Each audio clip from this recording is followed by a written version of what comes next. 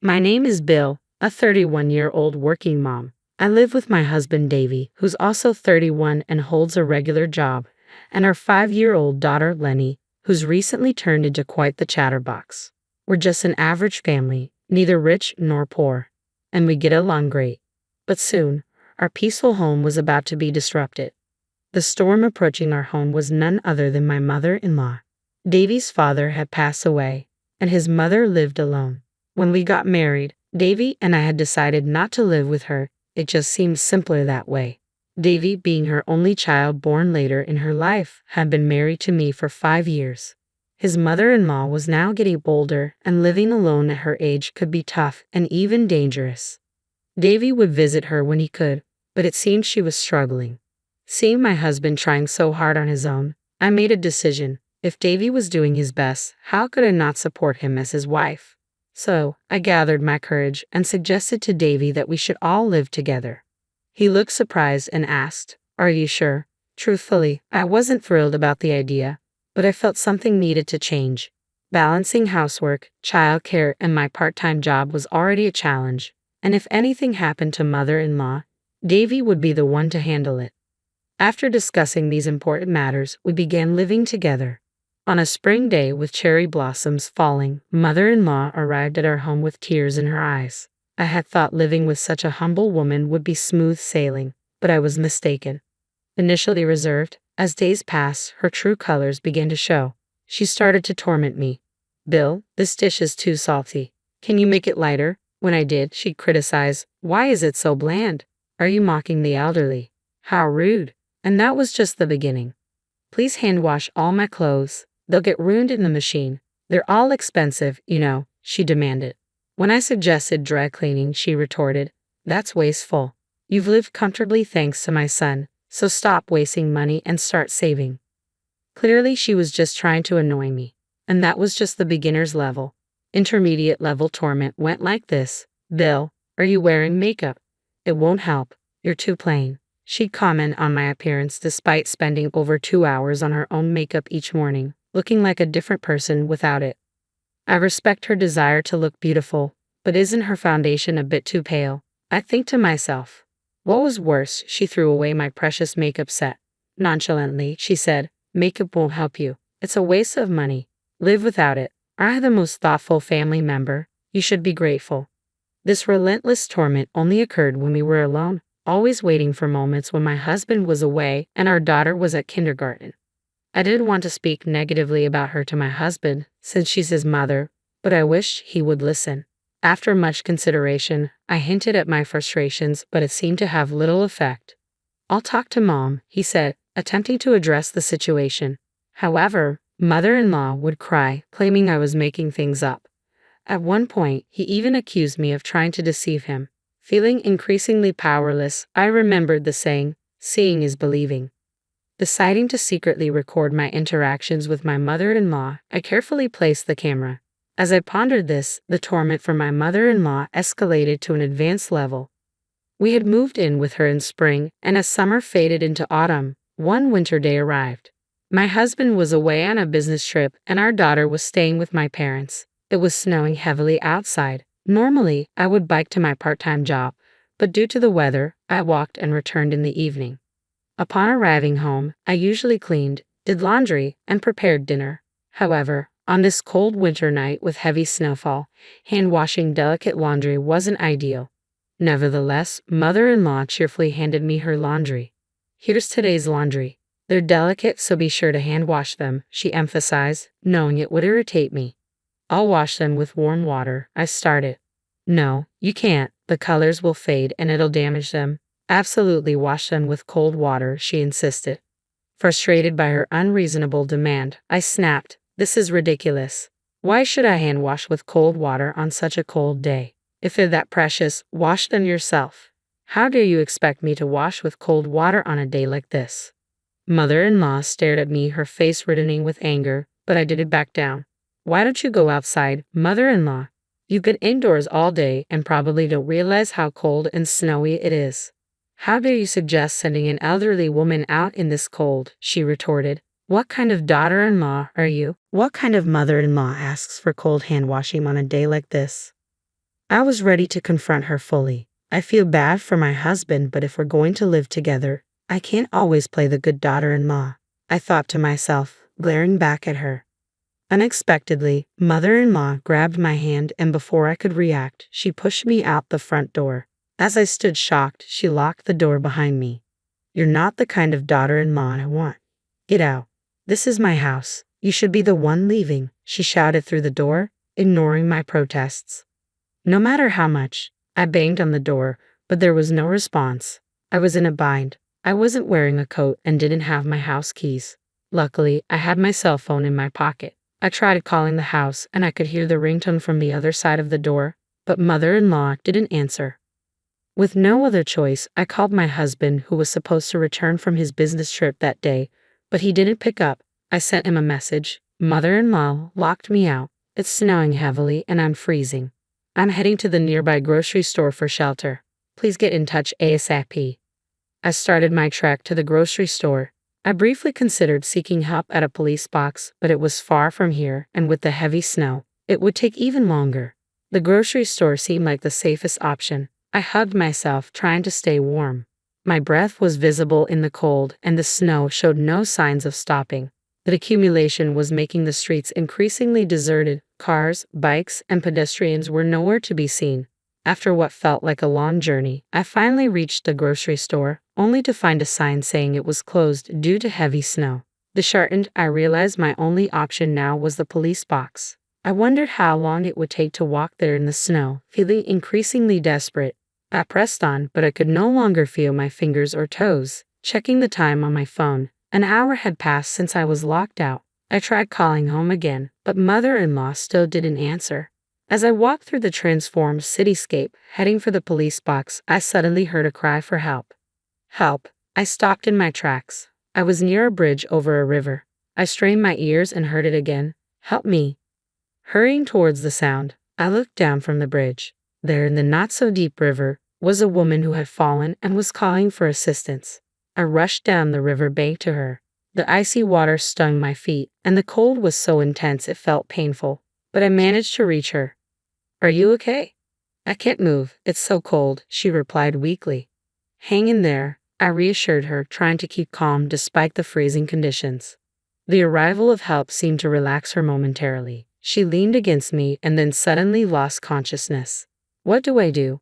This is bad, I muttered to myself. I couldn't feel my hands or feet properly, and they wouldn't move as I wanted them to.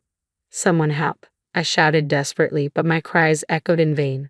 I thought it was all over. Then I heard a man's voice. Hey, are you okay?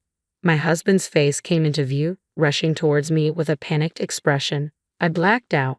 When I woke up, I found myself staring at a white ceiling.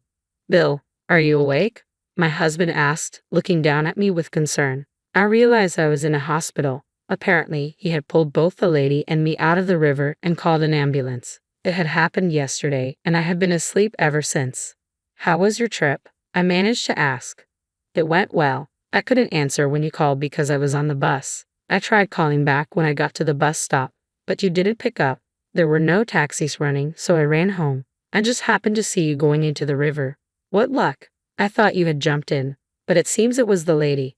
According to my husband, the lady that tried to help had jumped into the river in despair. The cold water had shocked her back to reality, and she attempted to get out but couldn't move due to the cold. If we had found her any later, it might have been too late. So, the lady was okay? I asked, feeling relieved. Yes, he nodded. You should rest. You must be exhausted. Comforted by my husband's words, I drifted off to sleep. All the while, my anger towards mother-in-law simmered. A few days passed in the hospital, and I was back to my old self. Standing in front of my home after so long, I froze. Mother-in-law hadn't visited me once while I was hospitalized. Of course, there was no apology. She had locked me out on a snowy night, nearly causing my death. Honestly, I couldn't bear to live with her any longer. Feeling dejected, I opened the front door and stepped outside. To my surprise, mother-in-law was there, deeply apologizing. Belle, I'm so sorry, she said earnestly. What's going on, mother-in-law? I was taken aback by her unexpected apology. I never imagined something like that would happen. I truly regret locking you out. Please forgive me, she pleaded. I was speechless. This was truly unexpected. Mother-in-law continued. I never thought I would say this, but I'm sorry. Suspicious thoughts raced through my mind. Mother-in-law, who had always been aggressive towards me, who had locked me out in the snow. Could this be genuine? What will you do if I don't forgive you? I asked, narrowing my eyes at her. Mother-in-law's hand twitched slightly. I was freezing out there, you know. If my husband hadn't come, who knows what would have happened? Anyone would know what happens if you lock someone out in a snowstorm. If you didn't, does that mean you're not normal? I added sarcastically. Mother-in-law's face turned bright red. What did you just say? You think you can take advantage when someone's being nice? Don't get too cocky. My son said he'd end our living arrangement if I didn't apologize, so I did it. Now that I've apologized, let's forget about the whole locking out incident. Now get back to your chores, she said, her tone shifting abruptly. She had taken the bait so easily. My suspicions only deepened. I smirked, seeing right through mother-in-law's facade. Her remorse was all a lie. People don't change that easily, especially not someone like her. But just as I suspected, she began her antics again. Make sure you hand wash my clothes with warm water, she insisted. Are you still on about that? I retorted, exasperated by her ongoing demands. Only cook what I like. If it's not tasty, I'll throw it away. This is hopeless, absolutely hopeless, I muttered to myself, feeling resigned. She's beyond redemption. I sighed heavily and turned around. Saying all this, my husband, who had been standing nearby out of mother-in-law's sight, spoke up. Davey, her beloved son. What about work? Mother-in-law noticed him and turned towards him. I took the day off to be with Bill, he explained calmly. But Mom, you hadn't changed at all. Davey continued firmly. No, I was just joking, mother-in-law hastily interjected, trying to backtrack. It's not funny at all, Davey said sternly. I told you to genuinely apologize to Belle and never do such things again. But I did apologize, mother-in-law insisted defensively. You were about to revert to your mean self. That was just a joke, Davey countered.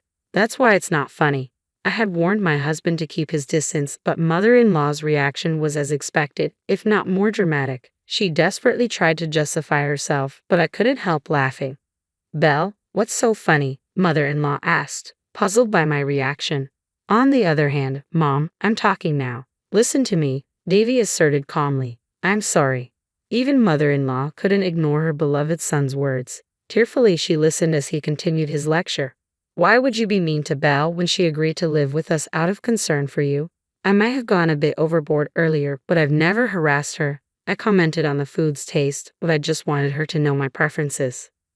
I had asked for my clothes to be dry cleaned, but Belle insisted it was a waste and would hand wash them instead. Mother-in-law continued to complain, adding that Belle had thrown away her cosmetics right in front of her. She seemed intent on shifting blame away from herself.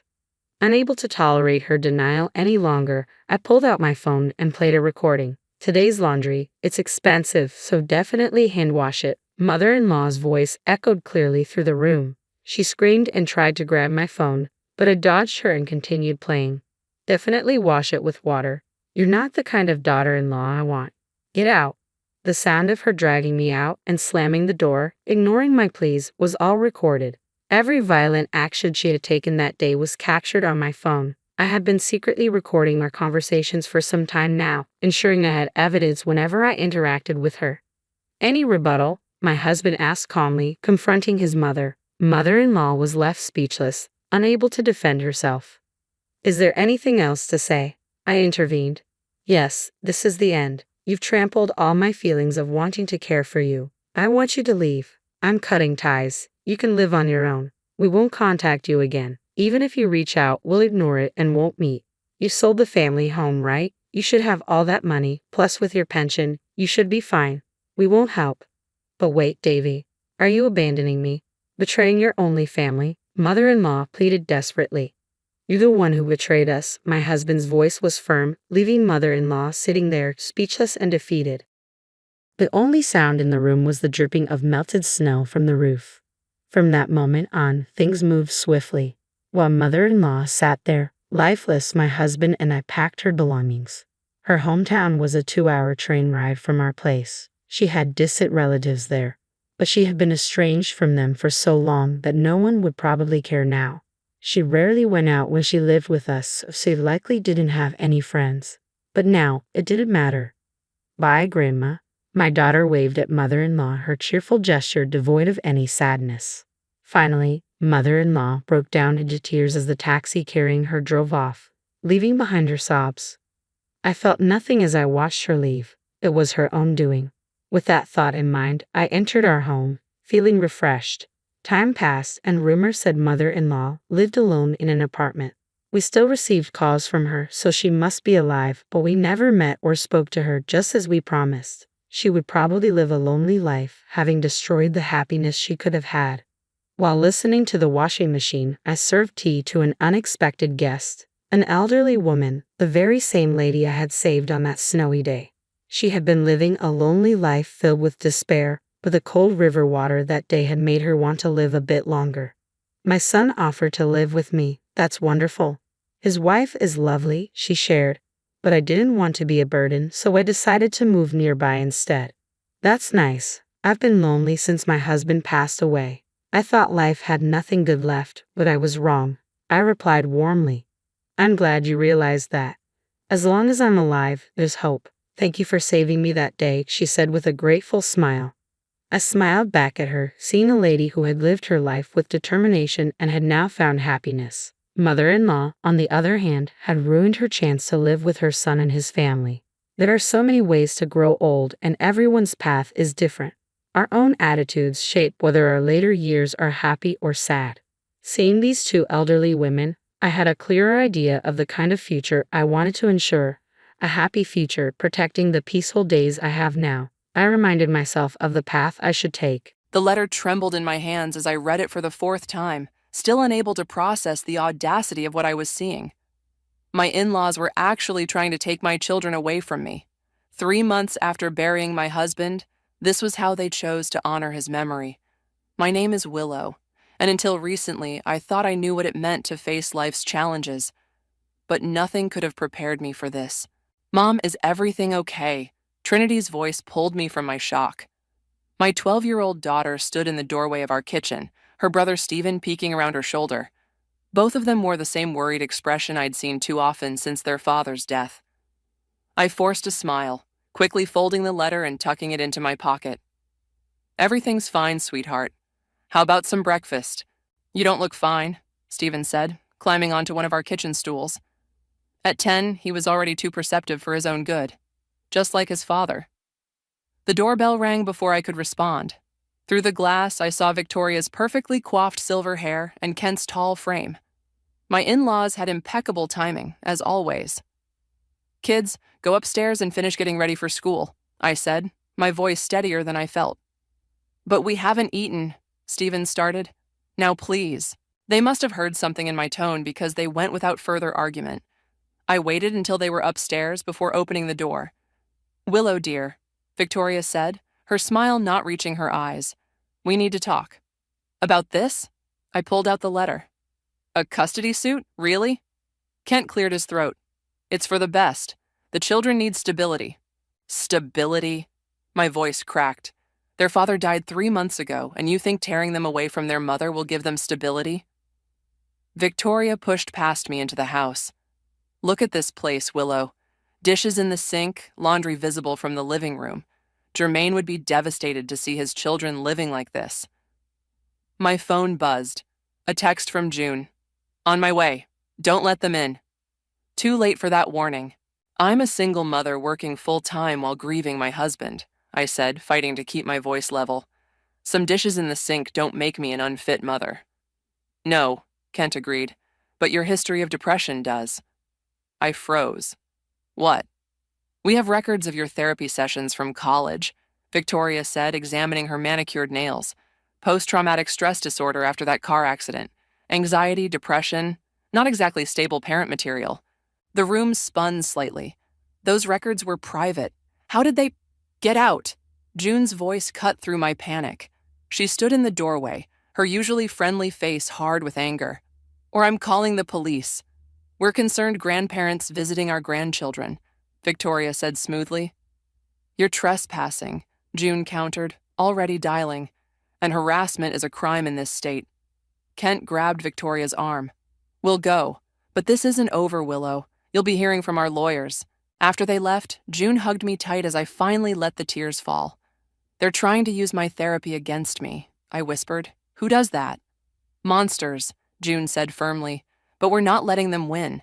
I know a lawyer, Felicity Wong. She specializes in family law, and she's absolutely brilliant. We're calling her right now. Upstairs, I heard movement. The kids getting ready for school. Their world still somewhat normal despite everything crumbling around them. I thought of Jermaine, of his last words to me in the hospital. Take care of our babies, Will. Don't let anyone come between you and our kids. I wiped my eyes and straightened my shoulders. Make the call. June squeezed my hand as she dialed, and I heard Trinity calling from upstairs about missing homework. Normal life wasn't going to pause for this battle. I had to find a way to fight while keeping their world stable. Felicity? Hi, this is June Underwood. I have a friend who needs your help urgently. Yes, it's a custody case, but there's more to it. The grandparents are trying to use private medical records. As June explained the situation, I went to the kitchen to make breakfast. The kids would need to eat before school, dishes in the sink or not. Victoria and Kent might have money and connections, but they had forgotten one crucial thing. I was their mother, and I would fight with everything I had to protect my children. They wanted a war? Fine. But they were about to learn that underestimating me was their first mistake. These photos have been doctored, Felicity said, spreading the evidence photos across her desk. Look at the timestamps. They don't match the metadata. I leaned forward, studying the images that Victoria and Kent had submitted to the court. They showed my house in complete disarray, with empty wine bottles scattered across the coffee table and what appeared to be drug paraphernalia in the background. But I've never, I started.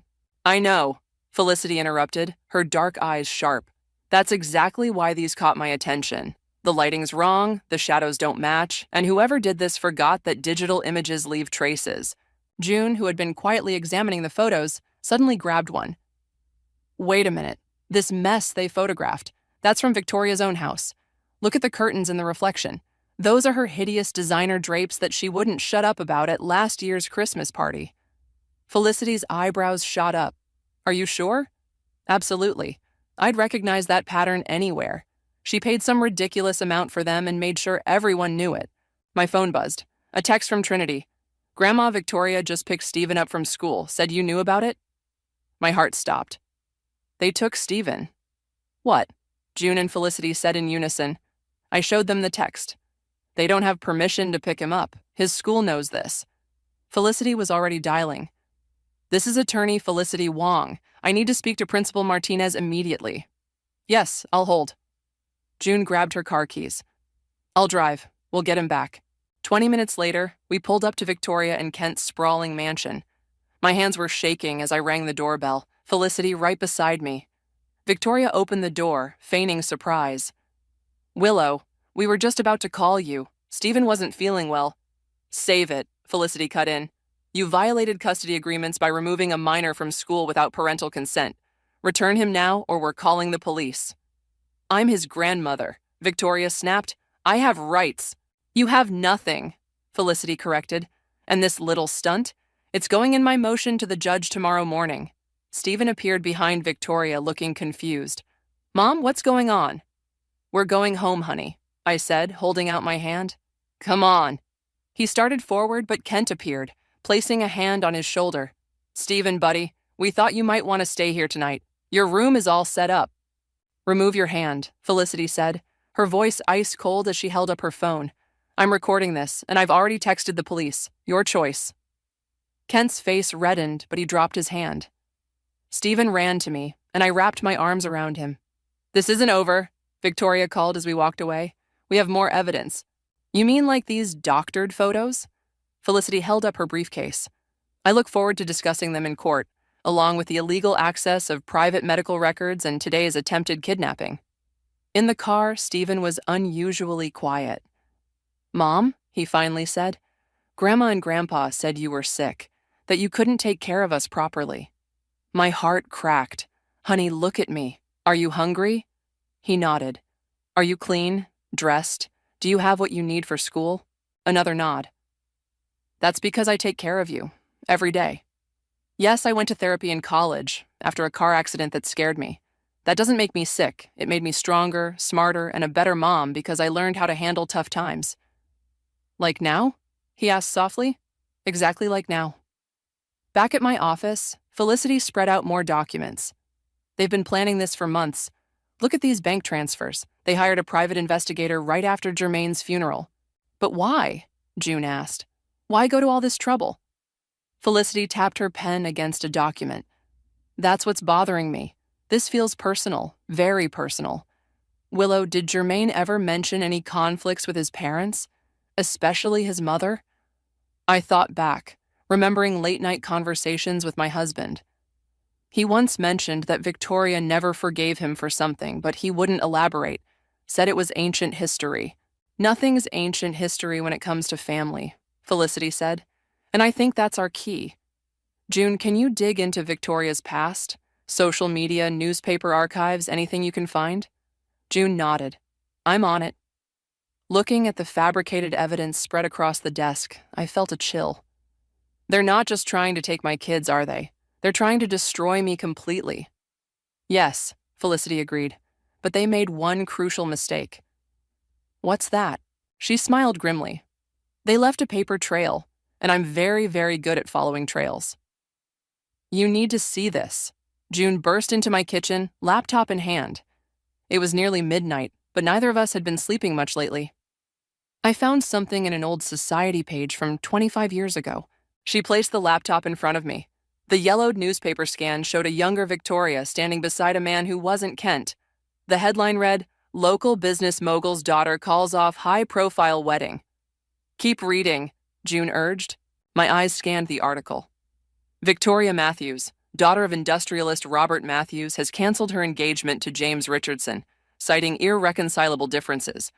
The merger between Matthews Industries and Richardson Corp. Is expected to proceed as planned. Now look at this. June pulled up another article, dated 3 months later. Matthews Industries files for bankruptcy following failed merger. The pieces started falling into place. She was supposed to marry for business, wasn't she? And then Jermaine came along, June said softly. Her only son, who was supposed to take over the family business and restore their fortune.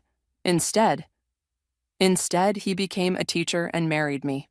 I finished, a nobody from the wrong side of town. My phone rang. Felicity. Turn on the news, she said without preamble. Channel 7.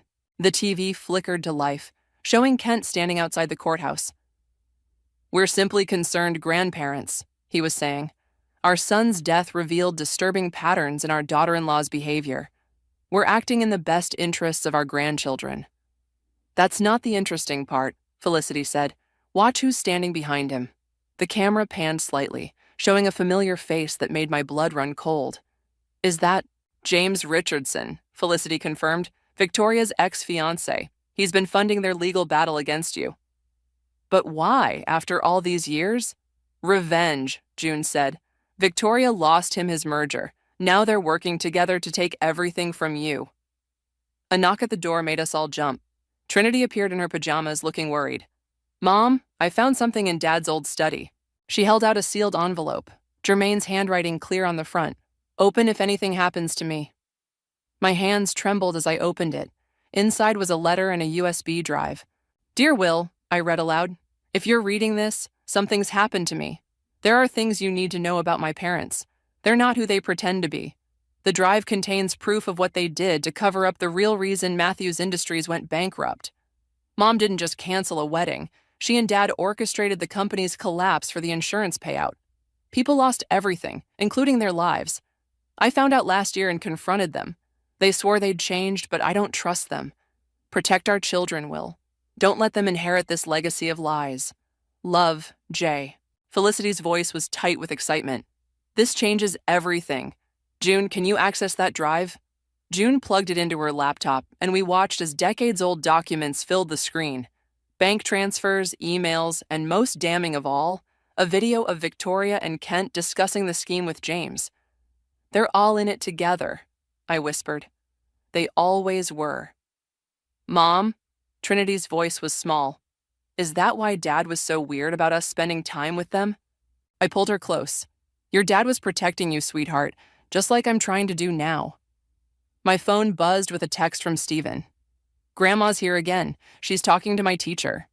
That's it, Felicity snapped. I'm filing for an emergency restraining order first thing in the morning. June, get that video authenticated. I want it ready for court. What about the press? June asked. Kent's out there spinning his story. No, I said firmly. We do this right, through the courts. I won't let them say I tried to manipulate public opinion. Felicity nodded approvingly. Smart, but we need to move fast. They'll know something's up when we file the restraining order. Trinity hugged me tighter. Dad knew, didn't he? That's why he wrote the letter? Your dad was always the smartest person I knew, I said. He just wanted to protect his family. And now we'll protect each other, she said with a determination that brought tears to my eyes. June looked up from the laptop. These documents, they implicate James in at least 3 cases of corporate fraud. No wonder he's helping them. If this gets out, they all go down. Felicity gathered her things. Get some sleep, all of you. Tomorrow we start fighting back. And Willow, we're not just going to win custody. We're going to make sure they can never hurt another family again. As I tucked Trinity back into bed, I thought about Jermaine's letter. Even after death, he was still protecting us, still fighting for our family. We won't let you down, I whispered to his memory. I promise. They've been paying off teachers, Felicity announced, dropping a stack of bank statements on her desk. 3 of them, to be exact, all ready to testify about your unstable behavior at school events. I recognized one of the names. Ms. Peterson? But she's Stephen's favorite teacher. Was, June corrected, scrolling through her tablet, until Victoria deposited $10,000 into her account last month. The betrayal stung, but I forced myself to focus. What about the restraining order? Granted this morning, Felicity said. They can't come within 500 feet of you or the kids, but that's not the biggest news. She pulled out her phone, playing a voicemail on speaker. Ms. Wong? A trembling voice filled the room. This is Margaret, Victoria, and Kent's former housekeeper. I have information about what really happened the night Mr. Germain confronted his parents. Please call me back. June sat up straighter. The night before his accident? My heart stopped. Are you saying? We're not saying anything yet, Felicity cut in. But I'm meeting Margaret in an hour. Want to come along? The diner was nearly empty when we arrived. Margaret sat in a corner booth, nervously shredding a napkin. She looked older than I remembered, her hands shaking as she clutched her coffee cup. I should have come forward sooner, she said after we sat down. But they threatened my grandson's college fund, said they'd make sure he never got into a good school. Take your time, Felicity said gently. Tell us what happened. It was late, maybe 11. Mr. Germain came bursting in, waving papers. He was shouting about insurance fraud, about people dying. Mrs. Victoria started crying, but it was fake. I'd seen those tears before. Mr. Kent tried to buy him off, offered him money to keep quiet. My coffee grew cold as Margaret continued. Mr. Germain refused, said he was going to the authorities. That's when Mr. James showed up. James Richardson was there? Felicity leaned forward. Margaret nodded. They didn't know I was still in the house. I heard Mr. James say, "Handle it or I'll handle it myself." The next day, she choked up. The next day, Mr. Germain had his accident. The diner seemed to spin around me. Are you saying they had something to do with his death? I don't know for sure, Margaret whispered. But that night after Mr. Germain left, I heard Mrs. Victoria on the phone. She said, "Make it look natural." Felicity's phone buzzed. She read the message, her eyes widening. June found something. We need to go, now. Back at the office, June had covered a wall with photographs and documents. Look at this. She pointed to a series of text messages. The day of Germain's accident, James made 3 calls to a burner phone. The same number called Victoria right after Germain's crash was reported. That's circumstantial, Felicity warned. This isn't. June pulled up a video. Traffic cam footage from that day. Watch the silver car behind Germain's. We watched as a silver sedan deliberately swerved toward Germain's car, causing him to lose control. I ran the plates, June said quietly. The car was rented by one of James's shell companies. The room went silent. Finally, Felicity spoke. This isn't just a custody case anymore. This is murder. My phone chimed. A text from Trinity. Mom, there's a weird package here from Grandma Victoria. Don't open it, I texted back. Don't touch it. I'm coming home. I'll call the police, Felicity said, already dialing. June, get that video to my contact at the DA's office. Margaret, we'll need your testimony. The package sat innocently on my front porch, a simple brown box with Victoria's elegant handwriting. The police bomb squad approached it cautiously. It's clean, the technician finally announced. Just photos and a note.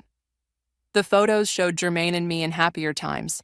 The note read, "It's not too late to drop the custody case. Don't make us handle this the hard way. Again." Trinity read the note over my shoulder. Mom, did they kill Dad? I pulled her close, feeling Stephen join our hug. I don't know, baby, but we're going to find out, and this time, they're not going to get away with it. Felicity appeared beside us. The DA wants to meet tomorrow. They're opening an investigation into Jermaine's death. What does that mean for the custody case? I asked. It means, Felicity smiled grimly, that Victoria and Kent just made their biggest mistake yet. They threatened you in writing, with witnesses. Looking at my children's faces, I felt a fierce determination replace my fear. Then let's make sure it's their last mistake. Mom, Stephen asked, are we in danger? I met Felicity's eyes, seeing my own resolve reflected there. No, honey, they are. The courthouse buzzed with tension as Victoria and Kent's lawyer, Marcus, strutted before the judge. Your Honor, we have evidence that proves Ms. Willow's instability and unfitness as a parent. I sat straight-backed beside Felicity, watching him present the doctored photos. My children sat in the gallery with June, their faces brave but worried. These photos, Marcus continued, show a pattern of negligence and substance abuse. Objection, Felicity stood. Your Honor, we can prove these images have been digitally altered. Approach the bench, Judge Reynolds ordered. As the lawyers huddled with the judge, Victoria caught my eye from across the courtroom, her smile cold and confident. Kent wouldn't meet my gaze, his attention fixed on his phone. These allegations are serious, Judge Reynolds announced. Ms. Wong, you claim to have proof of tampering? Yes, Your Honor. Felicity gestured to our digital forensics expert, who approached with his laptop. The metadata reveals extensive manipulation. Furthermore, we can prove these photos were actually taken at the defendant's residence. Victoria's smile faltered.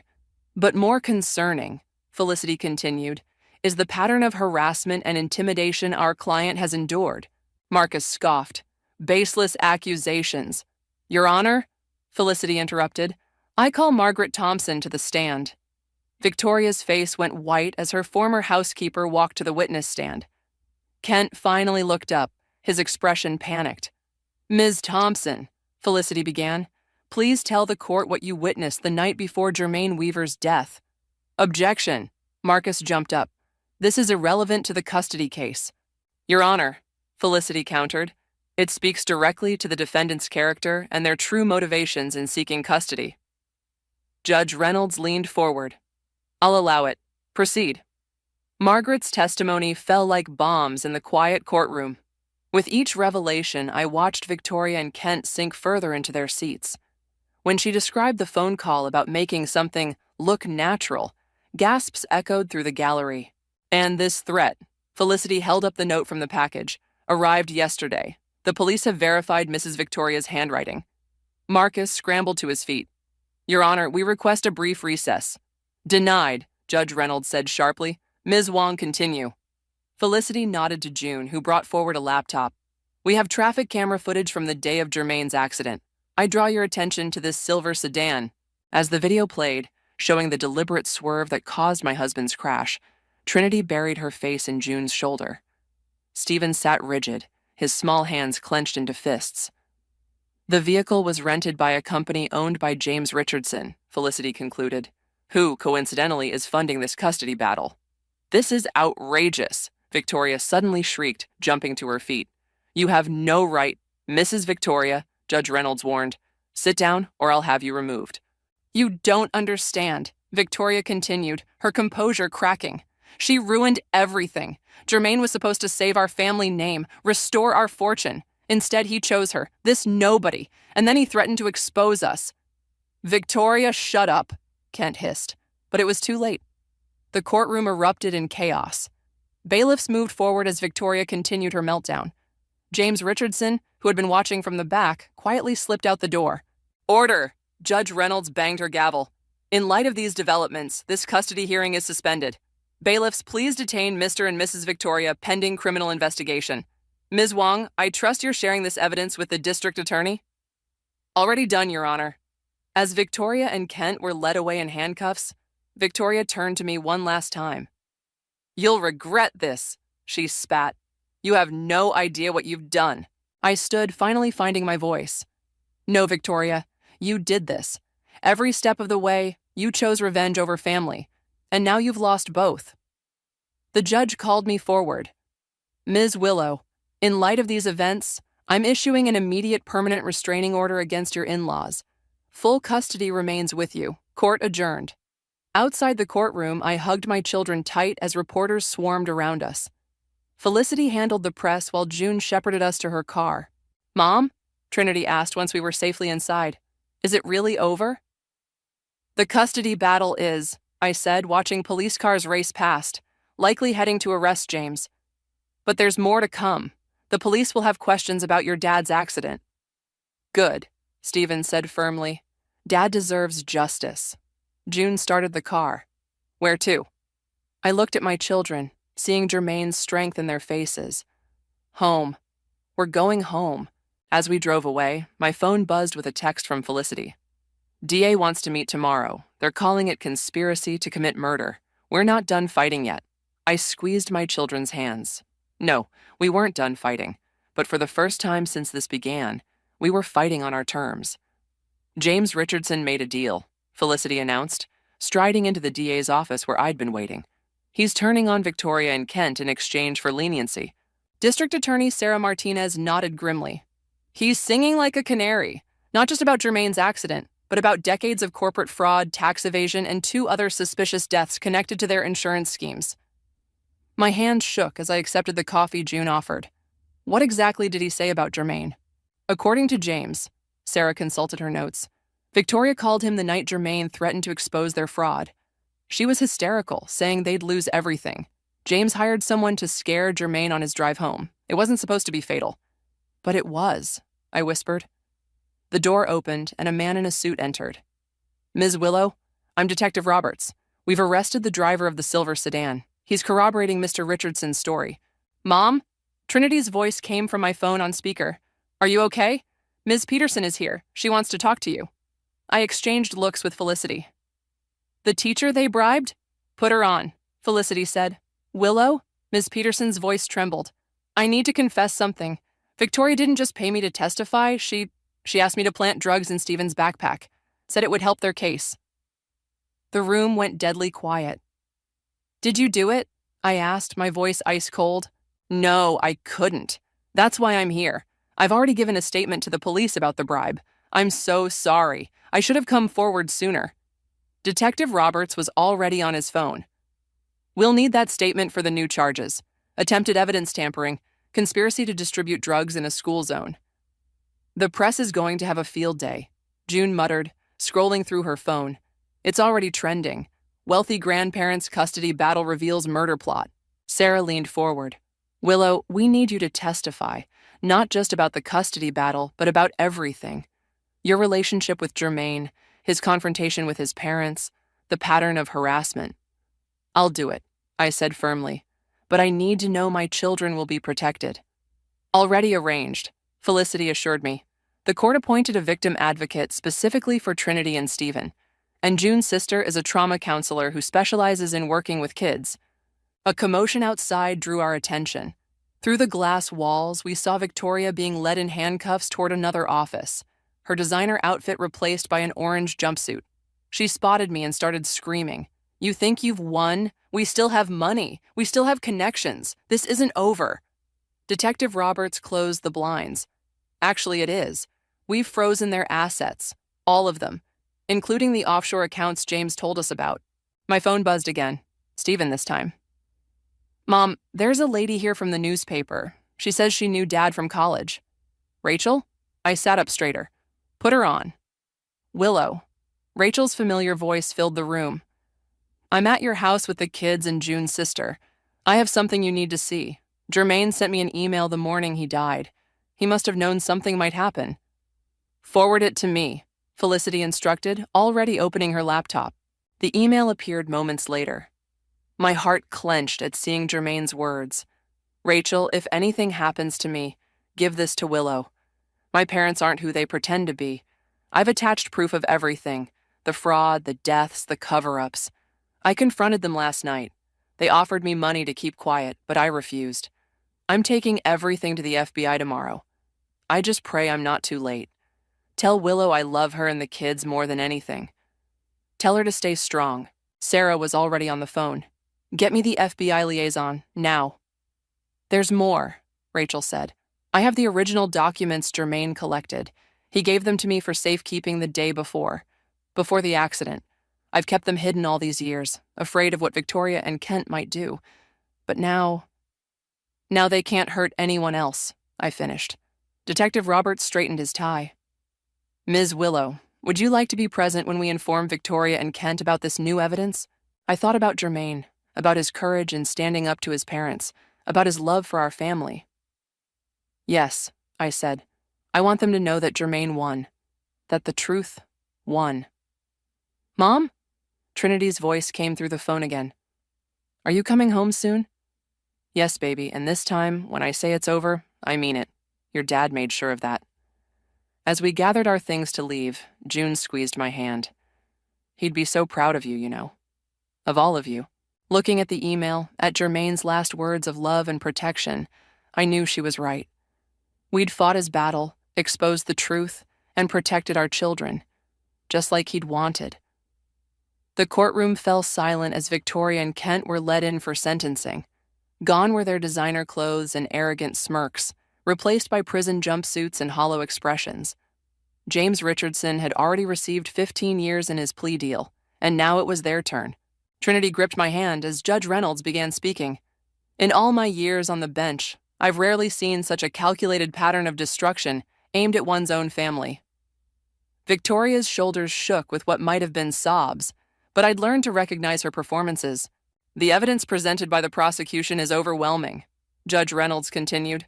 Corporate fraud spanning decades, multiple deaths connected to insurance schemes, and most egregiously, the calculated murder of your own son when he threatened to expose your crimes. Kent's lawyer stood. Your Honor, my clients maintain that Jermaine's death was an accident. An accident arranged by Mr. Richardson at their request, the judge cut in sharply, as his testimony and considerable evidence has proven. Stephen leaned against my other side as the judge listed the charges: conspiracy to commit murder, fraud, attempted kidnapping, evidence tampering, witness intimidation. The list seemed endless. Victoria and Kent, Judge Reynolds fixed them with a stern gaze. You are hereby sentenced to 30 years in federal prison, with no possibility of parole for 25 years. Victoria's performance suddenly shifted to rage. She spun toward me, her face contorted. This is your fault. You turned our son against us. No, Mother. Trinity's clear voice rang out. She'd stood up, trembling but determined. You did this. You killed our dad because he was honest and good. Everything you're not. The courtroom erupted in murmurs. Victoria's face went slack with shock as she stared at her granddaughter. Young lady, Judge Reynolds said gently, would you like to make a statement for the record? Trinity nodded, squeezing my hand once before walking to the podium. At 12 years old, she looked so small there, but her voice was steady. My dad used to tell us that doing the right thing isn't always easy, but it's always worth it. He died because he believed that, because he was trying to stop you from hurting more people. She took a deep breath. You didn't just kill him. You tried to destroy our whole family. But we're stronger than you. We always were. Stephen stood up next. I want to say something, too. Judge Reynolds nodded, and he joined his sister. You tried to make everyone think Mom was bad, he said, his voice shaking slightly. But she's the one who protected us. She's the one who fought for us. You're not our grandparents anymore. You're just criminals who happen to be related to our dad. Kent seemed to age decades in moments, slumping in his chair. But Victoria wasn't finished. We did everything for this family, she shrieked as the bailiffs moved toward her. Everything, you ungrateful. Remove the defendants, Judge Reynolds ordered. As they were led away, she turned to my children. Thank you both for your courage. This court commends you. Outside, reporters swarmed, but Felicity and June created a protective barrier around us. Detective Roberts approached with a small evidence bag. We found this in Victoria's personal safe, he said, handing it to me. Thought you should have it. Inside was a photo I'd never seen before. Jermaine teaching Trinity to ride a bike, his face full of joy. On the back he'd written, "My greatest achievement isn't what I do, but who I love." There's something else. Sarah Martinez appeared, holding a folder. We've identified 3 families who lost loved ones in Victoria and Kent's previous insurance schemes. They want to meet you. Why? I asked. Because you did what they couldn't. You exposed the truth. They're calling you their hero. Trinity tugged my sleeve. Mom, can we go see Dad? I nodded, knowing she meant his grave. We hadn't visited since this all began. At the cemetery, June handed us each a rose. The headstone was simple, just as Jermaine would have wanted. But someone had left a newspaper there, headlines declaring justice for his murder. Hey, Dad. Trinity placed her rose down. We did it. We fought back, just like you taught us. And we won, Stephen added, setting his flower beside his sister's. I placed my rose and the photo from Victoria's safe against the stone. You can rest now, love. They can't hurt anyone else. My phone buzzed, a text from Felicity. FBI wants to talk tomorrow. They're reopening cold cases based on James's testimony. More families might get closure. Looking at my children, I saw Jermaine in their strength, their courage, their unwavering sense of right and wrong. Victoria and Kent had tried to destroy us, but they'd failed. In fighting back, we'd grown stronger, closer, more determined to honor Jermaine's memory. Mom, Stephen asked, are we going to be okay now? I pulled them both close, feeling the warm breeze that reminded me of Jermaine's embrace. Yes, baby, we're going to be more than okay. We're going to be extraordinary. Ready? June asked, adjusting my blazer as we stood outside the community center. I nodded, clutching my notes. Through the doors, I could hear the murmur of the crowd. Families who'd lost loved ones to Victoria and Kent's schemes, others fighting their own custody battles, and advocates working to change the system. Mom, Trinity called from inside. They're waiting. Taking a deep breath, I walked onto the small stage. Familiar faces dotted the audience. Felicity, Detective Roberts, Sarah Martinez, and most importantly, my children sitting in the front row with Rachel. My husband used to say that doing the right thing isn't always easy, I began, echoing Trinity's words from the courtroom. When I started fighting for my children, I thought I was alone. I was wrong. The crowd grew silent as I continued. Because of your support, we didn't just win a custody battle. We exposed decades of fraud that had destroyed families. We brought justice to those who thought they were above the law. And now we're changing the system that allowed it to happen. Sarah stood up, holding a thick document. The bill passed this morning, she announced. The Jermaine's law reforms are officially in effect. Applause erupted. The new legislation would protect families from fraudulent custody claims and strengthen penalties for using the court system for harassment. But our work isn't finished, I continued. Today, we're launching the Phoenix Family Foundation. Thanks to the seized assets from Victoria and Kent's estates, we can provide legal support to families fighting similar battles. Felicity stepped forward. We've already taken on our first 10 cases, and with the FBI's continued investigation, we're identifying more victims of Victoria and Kent's schemes who need support. A woman in the third row raised her hand. My sister lost her husband in one of their insurance scams. We never knew the truth until your case broke open. How do you move forward after something like this? Trinity stood up before I could answer. May I? She asked, and I nodded. She walked to the microphone, her confidence reminding me so much of Jermaine.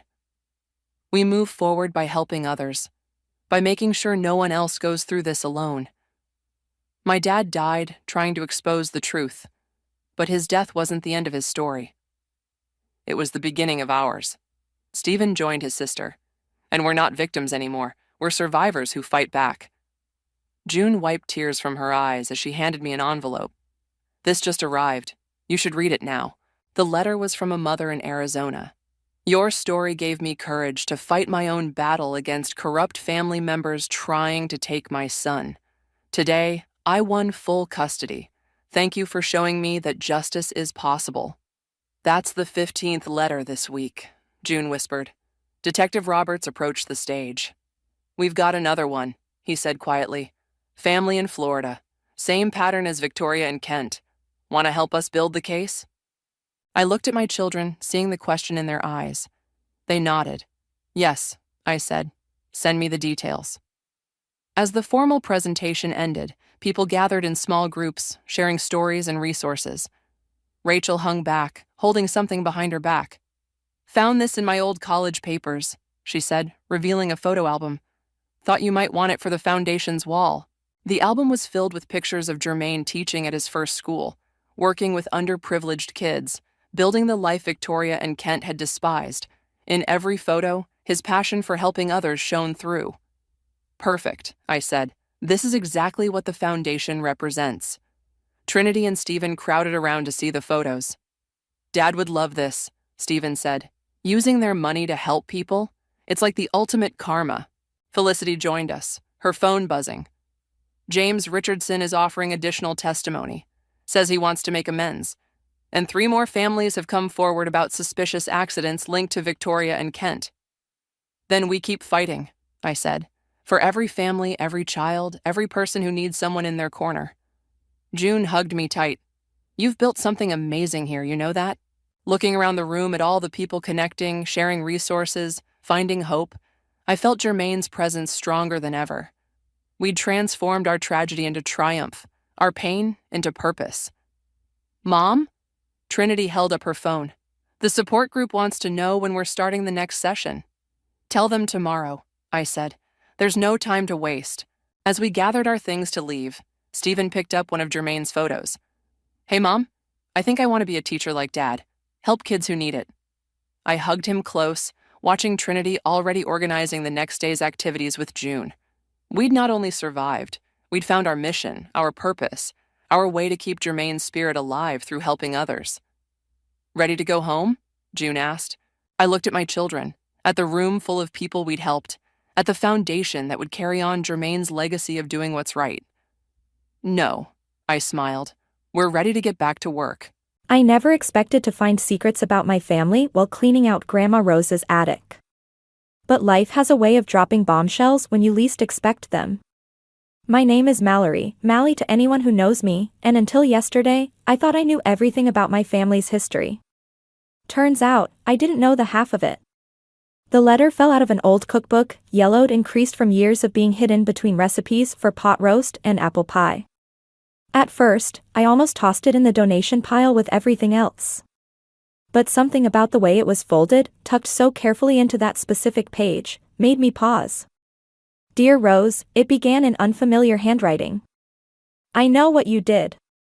The truth about the Thompson estate and the missing inheritance will come out eventually. Your granddaughter deserves to know what really happened that summer. My hands started shaking. I had to sit down on one of the dusty boxes, sending up a cloud that made me sneeze. The letter wasn't signed, but it was dated just 3 months before Grandma Rose passed away. I pulled out my phone and called the one person who might have answers. Uncle Greg? It's Mally. I need to talk to you about Grandma Rose. The silence on the other end lasted so long I thought we'd lost connection. Finally, his voice came through, tight with tension. What did you find? A letter. Something about the Thompson estate, Anne. Don't say another word over the phone, he cut me off. Meet me at Carson's diner in an hour. Anne Mally? Don't tell anyone else about this. The drive to Carson's felt like it took forever. I kept glancing at the letter on my passenger seat, half expecting it to disappear like some kind of hallucination. The diner was nearly empty when I arrived, just a couple of truckers at the counter and Uncle Greg in a back booth. Looking like he'd aged 10 years since I'd last seen him at Christmas. Show me, he said before I could even sit down. I handed him the letter, watching his face as he read it.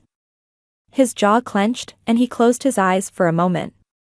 I was hoping this would stay buried. What would stay buried? Uncle Greg, what's going on? He folded the letter carefully, then pushed it back across the table. There are people in this town who aren't what they seem, Mally. Your grandmother knew that better than anyone. She had her reasons for keeping certain things quiet. That's not an answer, I said, frustration building. Why are you being so cryptic? Because some truths are dangerous, he replied, leaning forward. Especially when they involve people like Vivian Lawson. The name hit me like a bucket of cold water. Vivian Lawson, the sweet older lady who ran the local garden club and always brought casseroles to funeral homes. What could she possibly have to do with any of this? Listen carefully, Uncle Greg continued, his voice barely above a whisper. That house you're living in? Your grandmother's house? There's more to it than you know. Much more. But before I tell you everything, you need to be absolutely sure you want to know. Because once you do, there's no going back. I thought about the letter, about Grandma Rose's final months. About all the times I'd caught her staring out the window with that worried look on her face. I need to know. He nodded slowly. Then start by being careful who you trust. Especially if you meet anyone new in town. And whatever you do, don't let Vivian Lawson know you found that letter. As if on cue, the diner's bell chimed. We both looked up to see Vivian herself walking in, her signature pearl necklace gleaming under the fluorescent lights. She smiled and waved, heading our way. Uncle Greg stood up quickly. Remember what I said, he muttered, then louder, good to see you, kiddo. Think about that insurance policy we discussed. He was gone before Vivian reached our table, leaving me alone with my racing thoughts and a woman who, according to my uncle, was somehow at the center of a mystery I didn't yet understand. After my unsettling conversation with Uncle Greg, I needed a distraction. That's how I ended up agreeing to meet Jake Lawson for coffee, despite my better judgment. We'd been messaging through a dating app for a week, and his photos didn't do him justice, tall, with kind eyes and the sort of smile that made you want to trust him immediately. So you're living in your grandmother's old place, he asked, stirring his coffee. The Victorian on Maple? I nodded, trying not to think about the letter hidden in my purse. Been there about 6 months now. Still finding surprises in every corner. My mother talks about that house sometimes, Jake said. Says it's one of the prettiest in town. She's actually good friends with most of the garden club ladies. My stomach dropped. Your mother wouldn't happen to be Vivian Lawson, would she? His face lit up. You know her? Mom's amazing, she practically runs this town's social circle. We should all have dinner together sometime. Before I could formulate a response, the cafe door chimed. As if summoned by our conversation, Vivian Lawson herself walked in, wearing her signature pearls and a perfectly coordinated outfit. Jake, sweetheart, she called out, making her way to our table. What a wonderful surprise. Jake stood to hug her, and I noticed how his whole demeanor shifted, less confident, more eager to please. Mom, this is Mallory Thompson. Mally, my mother. Vivian's smile didn't quite reach her eyes as she looked at me. Thompson? Rose's granddaughter? That's right, I said, fighting to keep my voice steady. We met briefly at the diner yesterday. Oh yes, with Gregory. She pulled up a chair without asking. How is your uncle these days? We haven't spoken in years, not since that unfortunate business with the property lines. Jake looked confused. What property lines? Ancient history, Vivian waved her hand dismissively. Though speaking of property, Mally, have you considered selling that big old house? It must be so much work for a single woman. I'm not interested in selling, I said firmly. Mother, Jake warned, but Vivian continued. I only mention it because I know several buyers who'd love that location. The Historical Society's been eyeing it for years. She leaned forward, lowering her voice. Between us, there are some structural issues you might not know about. Your grandmother was very private about such things. My coffee turned bitter in my mouth. Was this what Uncle Greg meant about being careful? The house is fine, I said. I had it inspected before moving in. Of course, dear. Vivian patted my hand, her rings cold against my skin.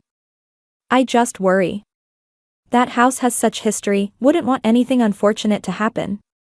Jake cleared his throat. Mom, didn't you have that garden club meeting? Oh. She checked her watch. You're right. Mally, we simply must have you over for dinner soon. Jake's place has such a lovely view of your grandmother's house. After she left, Jake apologized. She can be a bit intense. She's just protective. Does she often show up when you're on dates? He laughed uncomfortably. Pure coincidence. Though she does have a knack for knowing where I am. I wanted to ask more, but my phone buzzed, a text from Uncle Greg, need to talk. Found something else. Come alone. Everything okay? Jake asked. I stood up, gathering my things. Family emergency. I should go. Let me drive you. No, I said too quickly. I mean, thanks, but I've got my car. As I headed for the door, Jake called out, Mally? Would you like to have dinner tomorrow? Just us? I hesitated. Despite everything, there was something about him that made me want to say yes. But Uncle Greg's warning echoed in my head, be careful who you trust. I'll text you, I said, and hurried out before I could change my mind. In my rearview mirror, I saw Vivian's car pull out of a side street and follow Jake's truck as he drove away. Something told me that pure coincidence had nothing to do with it. Uncle Greg was waiting for me at the old boathouse by the lake, a place we used to fish when I was little. He held a manila envelope and looked like he hadn't slept. You're dating Jake Lawson, he asked before I could even say hello. How did you? Small town. He handed me the envelope. These are property records from 30 years ago. Your grandmother's house was part of a larger estate. The Lawsons lived in the carriage house back then, as tenants. I pulled out the documents, squinting at the faded text. What changed? Vivian happened. Greg leaned against the weathered railing. She married into money, then her husband died under questionable circumstances. Insurance paid out big. Next thing we knew, she was trying to claim part of the Thompson estate through some fabricated deed. My hands trembled as I read. Grandma Rose stopped her? Barely. But Vivian never forgot. He took a deep breath. That's why she's circling again. She wants what she thinks was stolen from her. The house. Power. Control. She's obsessed with social status, with owning pieces of old money families. He looked at me directly. Jake's her fourth husband's son. She adopted him, molded him. Every girlfriend who's gotten too close has mysteriously disappeared from town. My phone buzzed, a text from Jake, missing you already. Dinner tomorrow? He seems different, I said, but even I could hear the doubt in my voice. They all seem different at first. Greg pulled another paper from his pocket. This was in Rose's safety deposit box. I picked it up this morning. It was a photograph, younger versions of Grandma Rose and Vivian standing in front of my house. They were smiling, arms linked like best friends. On the back was written, remember who she really is. There's more, Greg said. But we need to be careful. Vivian has friends everywhere, police, city hall, real estate. One wrong move and a twig snapped behind us. We both turned to see Vivian herself stepping out from behind a tree, her pearls gleaming in the afternoon sun. Gregory Thompson, she said sweetly. Still spreading lies about me after all these years? Greg stepped in front of me. This doesn't concern you, Vivian. Everything in this town concerns me. Her smile hardened. Especially when it involves my son. Jake's not really your son, is he? The words left my mouth before I could stop them. Something dark flashed across her face. Biology is irrelevant. I raised him. I made him who he is. She took a step closer. Did Gregory tell you about his own role in all this? About how he tried to steal the estate from Rose? That's not true, Greg snapped, but I noticed his hands shaking. No. Vivian pulled out her phone.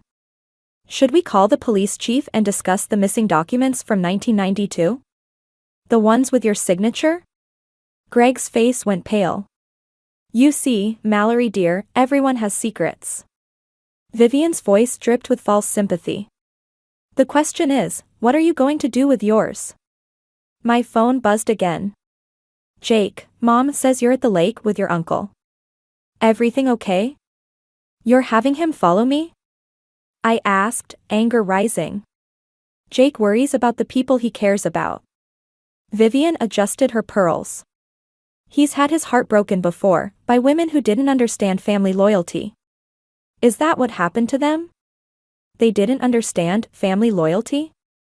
Careful, dear. Her voice dropped to a whisper. That house has such old wiring. Accidents happen all the time in historical properties. Before I could respond, she turned and walked away, calling over her shoulder, "See you at dinner tomorrow." I looked at Greg, who seemed to have aged another decade in the past few minutes. What really happened in 1992? He wouldn't meet my eyes. Some mistakes can't be undone, Mally. Just be careful. Vivian doesn't make idle threats. As I drove home, I noticed a familiar car in my rearview mirror, Jake's truck, following at a discreet distance. The same way his mother had followed him earlier. The house looked different when I pulled up, darker somehow. I thought about the old wiring Vivian had mentioned, and wondered what other secrets these walls held. My phone buzzed one last time. Jake, can't wait to see you tomorrow. Don't worry about Mom, she's just protective. I stared at the message, thinking about all the other protective mothers who had driven their sons to dangerous extremes. The question was, which side of that history was I living in? The dinner with Jake started normally enough, but I couldn't shake the feeling of being watched. We were at La Maison, the fanciest restaurant in town, and somehow we'd ended up at a table with a clear view of Vivian's usual spot by the window.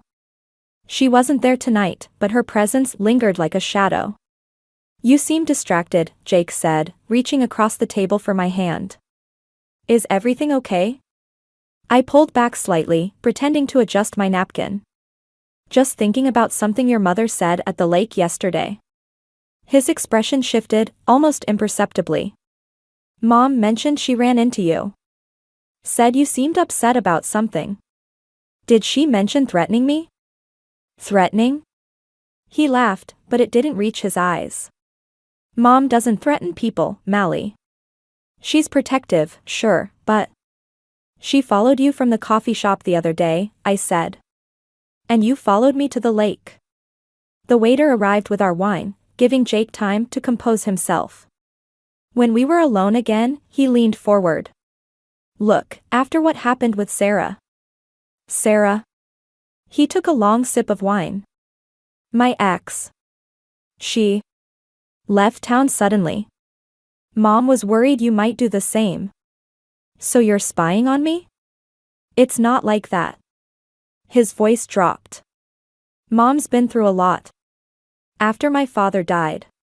Which one? The words slipped out before I could stop them. Jake's face went blank. What do you mean?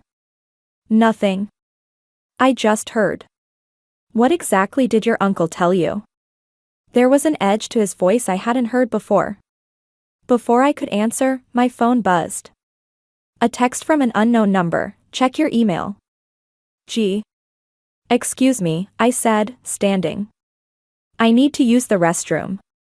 In the relative privacy of the bathroom stall, I opened my email. There was a single message from Greg with an attachment, a scanned newspaper article from 1992. The headline read, "Local woman questions husband's death after insurance claim denied." The photo showed a younger Vivian, wearing those same pearls, standing next to a man who looked remarkably like Jake. The caption named him as Thomas Lawson, her third husband. Another text came through, she married his father 6 months later. Jake was 4. My hands were shaking as I returned to the table. Jake was on his phone, frowning. Everything okay? I asked. Mom's not feeling well, he said. She wants me to come over. Now. In the middle of dinner? He was already signaling for the check. She's alone in that big house. After what happened to Sarah? What did happen to Sarah, Jake? He froze. What? You keep mentioning her, but you never finish the story. It's complicated. He wouldn't meet my eyes. She made accusations about Mom, tried to turn me against her. Then one day, she just left. Like Thomas Lawson just left? The check holder slammed down on the table harder than necessary. I should take you home. I drove myself, remember? Right. He stood awkwardly. Look, Mom's probably just being dramatic, but I should check on her. Rain check? I watched him hurry out, already dialing his phone. Through the window, I saw him get into his truck and Vivian's car pull out from a side street to follow him. My phone buzzed one final time. Another text from Greg, don't go home. Meet me at the motel on Highway 9. Room 115. Bring the letters. I headed for my car, trying to look casual while scanning the parking lot for familiar vehicles. As I reached for my door handle, I noticed something that made my blood run cold, a small pearl, identical to the ones in Vivian's necklace. Sitting on my driver's seat. The doors were still locked. Someone had a key to my car.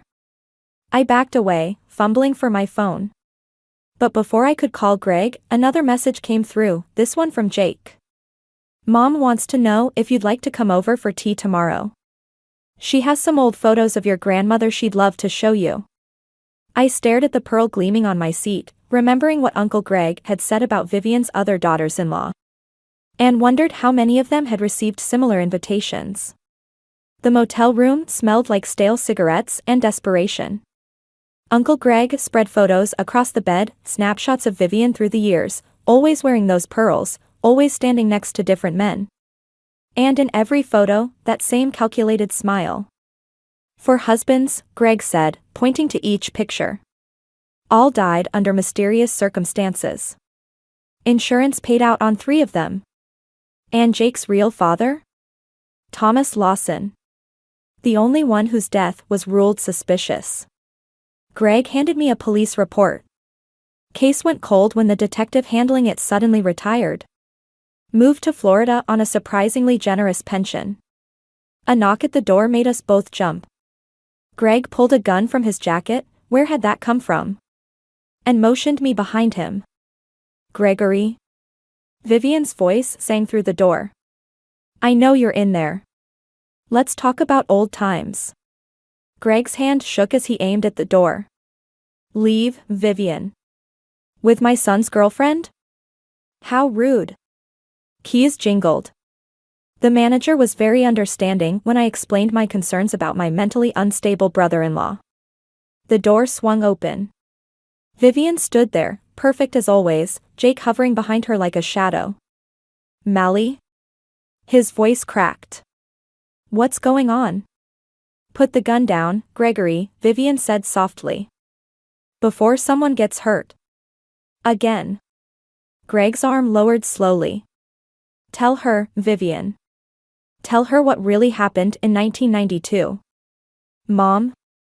Jake stepped forward. What's he talking about?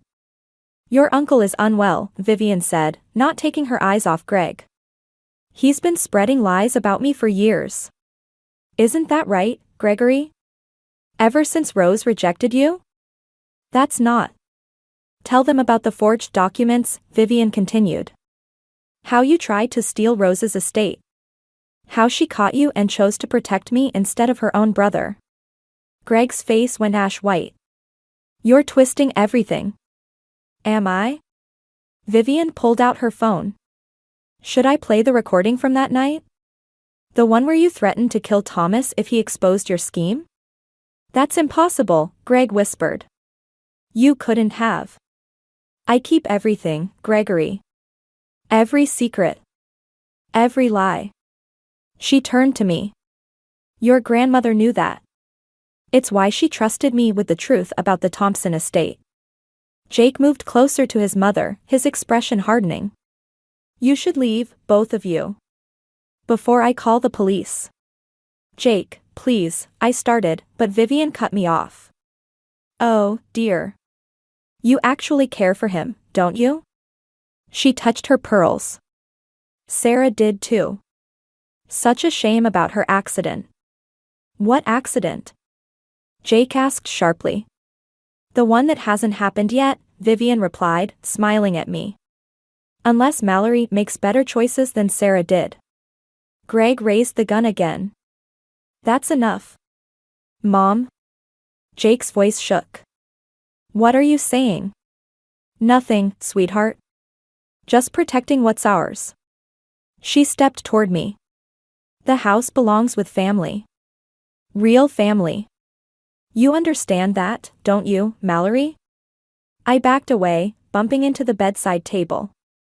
Something fell, a folder full of documents. As papers scattered across the floor, I saw something that made my heart stop, a photograph of my grandmother and Vivian. Standing in front of my house. But this one was different from the earlier version. In this one, they weren't smiling. And Thomas Lawson was in the background, looking terrified. Where did you get that? Vivian's mask slipped for just a moment. Rose kept copies too, Greg said quietly. Of everything. The tension in the room shifted. Jake picked up the photo, his hands trembling. Dad? Give me that, Vivian snapped, reaching for the picture. But Jake pulled back, really looking at it for the first time. What did you do? Only what was necessary, Vivian said, her voice turning cold. Everything I've done has been for you. Like Sarah's accident? I asked, finding my voice. Was that necessary too? Jake's head snapped up. What accident? Mom, what are they talking about? Vivian's hand moved to her purse. Sometimes, darling, we have to make hard choices to protect our family. I saw the glint of metal in her bag and realized with horror that Greg wasn't the only one who'd brought a gun to this conversation. The question was, who would make the first hard choice? Everything happened too fast. The glint of metal in Vivian's purse, Greg shouting a warning, Jake lunging forward, and then the deafening crack of a gunshot. The motel room exploded into chaos. I dove behind the bed as Greg and Vivian struggled for the gun. Jake stood frozen, the photograph of his father still clutched in his trembling hands. Jake, help me. Vivian screamed. He's trying to kill me, just like he killed your father. Another shot, this time hitting the mirror above my head, sending glass raining down. Through the shards, I saw Greg stumble backward, clutching his shoulder. Blood seeped between his fingers. Mom, stop. Jake's voice cracked. Please. But Vivian wasn't listening. She aimed the gun at Greg again, her perfect facade crumbling. You should have stayed away, Gregory. Let sleeping dogs lie. Tell him, Greg gasped. Tell Jake what really happened that night. I protected my family, Vivian snarled. Thomas was weak. He would have ruined everything. Jake took a step back. What are you saying? Your father was going to leave us, Vivian's voice softened. Take everything we had. I couldn't let that happen. Not again. I inched toward the door, but my foot crunched on broken glass. Vivian's head snapped toward me. Don't move, dear. She smiled that perfect smile. We're not finished yet. The police are coming, I bluffed. Someone must have heard the shots. They won't find anything suspicious, Vivian said. Just a tragic accident. A disturbed man attacking his niece. A concerned mother protecting her son. Like Sarah's accident? Jake asked quietly. Something shifted in Vivian's eyes. Sarah was going to take you away from me. They all try eventually. What did you do to her? The same thing I'll have to do to Mallory. Vivian's hand steadied on the gun. Unless she makes the right choice. Which is? Sign over the house. Leave town. Never contact Jake again. I thought about my grandmother's letter, about all the women who disappeared from Jake's life. About Sarah, who'd probably faced this same choice. And if I refuse? Then there'll be another tragic accident. Vivian's finger tightened on the trigger. So many old houses have faulty wiring these days. Mom, please, Jake stepped between us. This has to stop. Everything I've done has been for you, Vivian's voice cracked. To protect what's ours. By killing my father? He was going to destroy us. The gun wavered. Just like she will. They all do, eventually. Greg tried to stand but slumped against the wall. Rose knew, didn't she? That's why she left the evidence. Rose understood family loyalty, Vivian spat. Until she didn't. Suddenly, sirens wailed in the distance. Real ones this time. We're leaving, Vivian grabbed Jake's arm. Now. No. Jake pulled away. Don't do this, Vivian's mask slipped completely. Don't choose her over me. I'm your mother. Are you? Jake's voice was barely a whisper. How many others have there been? How many accidents? The sirens grew closer. Vivian's hand shook, the gun swinging between all of us. Last chance, Mallory, she said. The house or your life? Choose carefully. I looked at Jake, seeing the lost little boy beneath the man. At Greg, bleeding but still trying to protect me. At Vivian, whose perfect world was crumbling around her. I choose the truth, I said. Vivian's finger squeezed the trigger just as Jake lunged for the gun.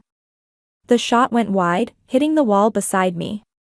We all scrambled for cover as she fired again and again, her screams mixing with the approaching sirens. The last thing I saw before everything went black was one of Vivian's perfect pearls rolling across the floor, leaving a trail of blood in its wake. When I came to, I wasn't sure if I was alive or dead. But the pain in my shoulder suggested I'd survived, barely. The question was, had anyone else? The hospital room was quiet except for the steady beep of monitors. My shoulder throbbed where the bullet had grazed me, but I couldn't rest. Not with Uncle Greg in surgery and Vivian still out there somewhere. Jake sat in the corner, staring at his hands. He hadn't said a word since the police had questioned us. The photograph of his father was crumpled in his pocket, stained with blood, his mother's or Greg's, I wasn't sure.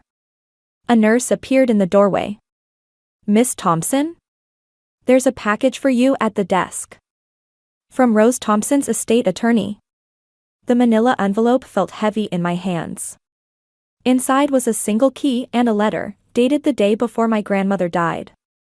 My dearest Mally, I read aloud, my voice shaking. If you're reading this, then you've discovered the truth about Vivian. The key opens the safe in my study, the one behind the portrait. What you find there will explain everything. But be careful. She'll come for it. Jake's head snapped up. The house. That's where she'll go. As if on cue, my phone buzzed with a security alert. Someone had disabled the alarm system at my grandmother's house. We should call the police, I said, but Jake was already standing. She won't talk to them. But she might talk to me. The drive to my house was tense. Jake's knuckles were white on the steering wheel. I should have seen it, he whispered. All those years, all those accidents. She fooled everyone. Not your grandmother. He pulled up to the curb, killing the headlights. That's why she had to die, wasn't it? My blood ran cold. What? Mom brought her tea every Sunday. Said it was tradition. His voice cracked. Rose started getting sick after that. Light spilled from my grandmother's study window. We crept around back, using the key to enter through the kitchen. Jake? Vivian's voice floated down the stairs. I knew you'd come, sweetheart. Jake squeezed my hand once, then stepped into view. It's over, Mom. Nothing's over. Something crashed upstairs. Help me find the safe. Everything we deserve is in there. We climbed the stairs slowly. Vivian had torn the study apart, books scattered everywhere. The portrait of my grandmother lay face down on the floor. "There's nothing here for you," I said. Vivian spun around. Her perfect appearance was gone, hair wild, makeup smeared, pearls missing from her broken necklace. But her eyes were sharp as ever. "The prodigal daughter returns." She held up a familiar-looking letter. Rose left quite a paper trail. Insurance policies, property deeds, evidence of all sorts of interesting things. "Like what you did to Thomas?" Jake asked. "To Sarah?" "I protected us," Vivian snarled. "Just like Rose protected Gregory after he forged those documents. Family protects family. Is that what you told yourself when you poisoned my grandmother?" Vivian's smile turned cruel. "She should have given me what I wanted. The house, the estate, everything she promised when I helped her hide Gregory's crimes." "She never promised you anything," a voice said from the doorway. Uncle Greg stood there, pale but alive, his arm in a sling. "Rose kept evidence against me to protect the estate from you." "Liar." Vivian lunged for the safe behind the fallen portrait. "It's all in here. Proof that this house belongs to me." The safe clicked open. Inside was a single envelope and a string of pearls, identical to the ones Vivian always wore. "Those were evidence," Greg said quietly. "From Thomas's murder investigation. Rose kept them all these years, waiting for the right moment." Vivian reached for the pearls, but Jake got there first. "Dad was wearing these the night he died, wasn't he?" "Jake, please. Tell me the truth. For once." Vivian's facade cracked completely. "He was going to take you away from me. They all tried to take everything from me."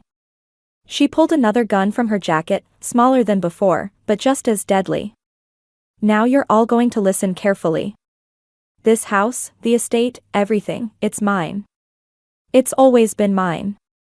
But as she raised the gun, something caught her eye. In the envelope from the safe was a single photograph, Vivian herself, standing over Thomas's body. Her precious pearls broken and scattered around him like tears. Rose wasn't protecting Gregory, I realized. She was protecting everyone from you. The gun wavered as sirens wailed in the distance. Jake stepped forward, the photograph of his father held out like a shield. "It's over, Mom," he said softly. "I choose the truth."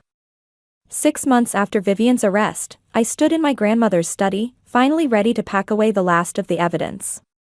The trial had been quick, the photograph of Thomas's murder, combined with Greg's testimony and the exhumation of my grandmother's body showing traces of poison, left little room for doubt. Jake helped me sort through the boxes, both of us quiet with the weight of what we'd learned. Sarah had been found alive, hidden away in a mental health facility under a false name, committed there by Vivian after she discovered too much. She was recovering now, helping the police piece together other mysterious deaths connected to Vivian's past. "Found something else," Jake said, holding up a sealed envelope. My name was written on it in my grandmother's handwriting, dated just days before her death. Inside was a deed to the house and a letter I'd never seen before. "Dearest Mally. By now you know the truth about Vivian, about the choices we all made. I kept evidence of her crimes not for revenge, but as protection for those who would come after me. Including you. The house is yours, as is the trust fund I've set aside. But the real inheritance is the truth you've fought to uncover. Sometimes protection means making hard choices. Sometimes it means letting go of those we love to save them from themselves. I couldn't save Vivian from what she became. But I could save you from her fate. Love always. Grandma Rose." Jake touched my shoulder gently. "You okay?" I nodded, thinking about all the women who'd stood in this room before me, my grandmother, Sarah, even Vivian herself. Each making choices that echoed through time. "I visited Mom yesterday," Jake said quietly. "She asked about the pearls. The evidence pearls sat in their box on my desk, a reminder of everything that had happened." "What did you tell her?" "That they're where they belong. With the truth." We worked in silence for a while, until Greg appeared in the doorway, his arm finally out of its sling.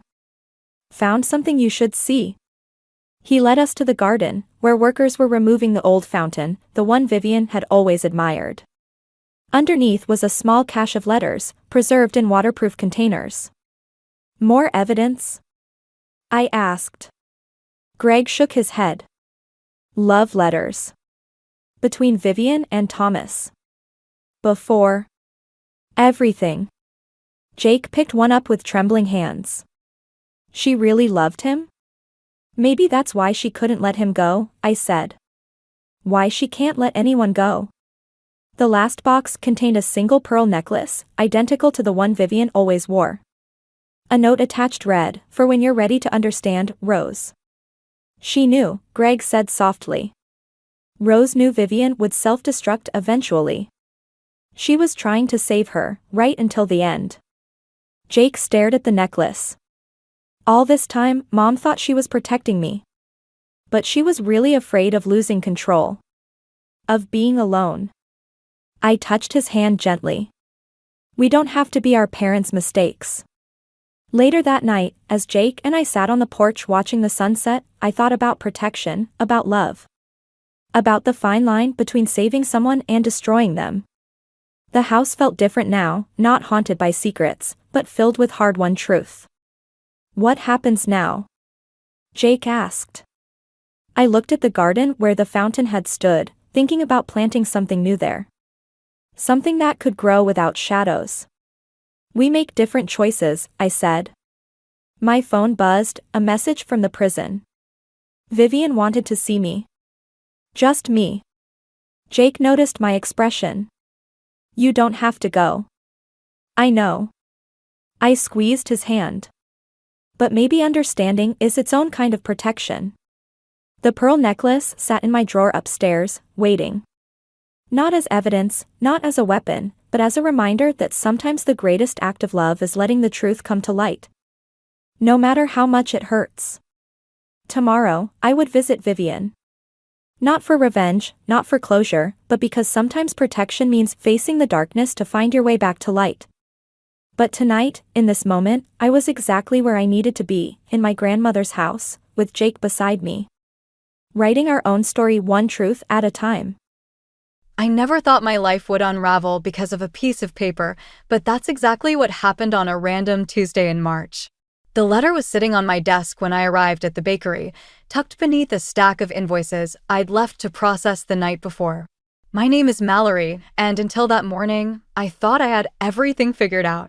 The family bakery my brother Ethan and I ran was thriving, my marriage to Luke was comfortable if not exactly passionate, and I had finally mastered our grandmother's impossible-to-replicate chocolate croissant recipe. But that letter changed everything. Someone close to you isn't who they appear to be. Watch the numbers. They don't lie. The message was typed and signed except for a single L at the bottom. My first thought was that it was a joke, maybe one of our employees playing a prank.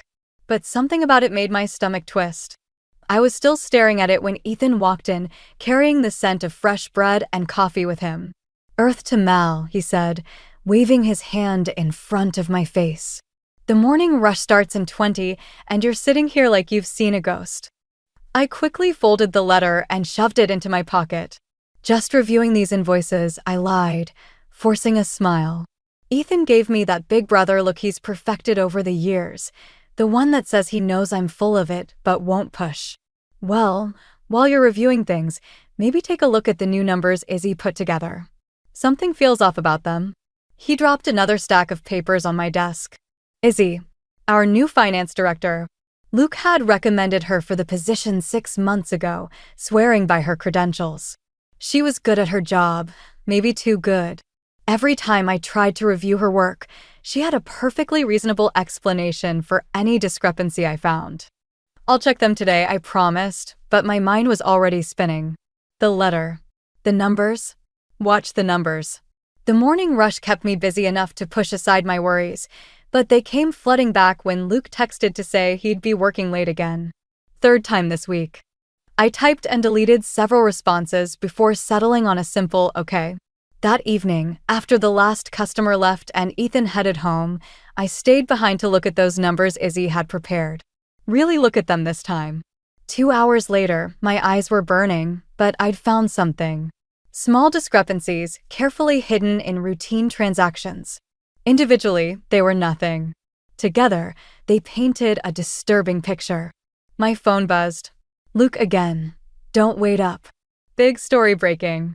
I stared at his message, thinking about all his late nights lately, about how he'd pushed for Izzy's hiring, about how distant he'd been. The pieces were there, but I couldn't, or wouldn't, put them together. The bell above the front door chimed, making me jump. Sorry, we're closed. I called out, but footsteps were already approaching my office. Izzy appeared in the doorway, her usually perfect appearance slightly disheveled. She stopped short when she saw me surrounded by financial reports. Something flickered across her face. Surprise? Fear? Before her professional mask slipped back into place. Mallory, I didn't expect anyone to still be here, she said, smoothing her skirt. I just forgot my phone charger. I watched her retrieve it from her desk, noting how her hands trembled slightly. Everything okay, Izzy? Of course, she replied too quickly. Just tired. Big project, you know how it is. As she hurried out, I noticed something fall from her purse, a receipt from the Grand Hotel downtown. The same hotel where Luke said he was meeting his sources for his latest story. I picked up the receipt with shaking hands, and suddenly the letter's warning felt less like a mystery and more like a ticking bomb. Whatever was happening, I had a feeling my comfortable life was about to explode. That night, I made 2 decisions. I would hire a private investigator. And I wouldn't tell anyone, not even Ethan, until I knew exactly what I was dealing with. Sometimes the people closest to you are the ones you need to watch the most carefully. The next morning, I couldn't look Luke in the eye as he rushed through breakfast, claiming another early meeting. I watched him dump his coffee in the sink, barely touched, and noticed how he checked his phone 3 times in 2 minutes. When had this become our normal? You're working too hard, I said, trying to keep my voice casual. Maybe we should take that weekend trip to the coast we talked about? Luke paused at the door, his hand already on the handle. Can't right now, Mel. Big story breaking. Maybe next month? He was gone before I could respond, leaving behind only the fading scent of his cologne and another hollow promise. At the bakery, Ethan was already in full swing, charming the morning regulars with his usual easy banter. But I caught him watching Izzy through the office window, his smile fading whenever she walked past. Something's not right with the new contracts, he said later, cornering me in the storage room. Luke's friend isn't as brilliant as he claimed. I nearly dropped the bag of flour I was holding. What do you mean? Izzy's restructured our supplier agreements. Says it'll save us money, but... He ran a hand through his hair, a nervous habit from childhood. The terms are weird, Mal. Like they're designed to fail. Before I could respond, Izzy appeared in the doorway. Oh, sorry to interrupt, she said, though her expression suggested she wasn't sorry at all. Mallory, could you sign these? They need to go out today. She held out a stack of papers. I'll look them over first, I said. Something flickered in her eyes. They're time-sensitive. Luke said you'd be fine with them. Luke doesn't run this bakery. Ethan cut in, his voice sharp. We do. The tension in the room was thick enough to cut with one of our bread knives. Izzy's perfectly maintained smile cracked just slightly before she recovered. Of course. Take your time. She turned on her heel and left. Since when does Luke approve our paperwork? Ethan asked quietly. I shook my head, remembering the hotel receipt. I need to tell you something, I started, but my phone buzzed. A text from Luke, working late again. Don't wait up. Ethan read the message over my shoulder and made a disgusted sound. You know what? I know a guy. Private investigator. Used him when I thought Jenny was cheating during my divorce. Was she? No. But at least I knew for sure. He squeezed my shoulder. Sometimes it's better to know, Mal, even if the truth hurts. That evening, I stayed late again, digging deeper into our accounts. The numbers were like a puzzle where all the pieces looked right but created the wrong picture.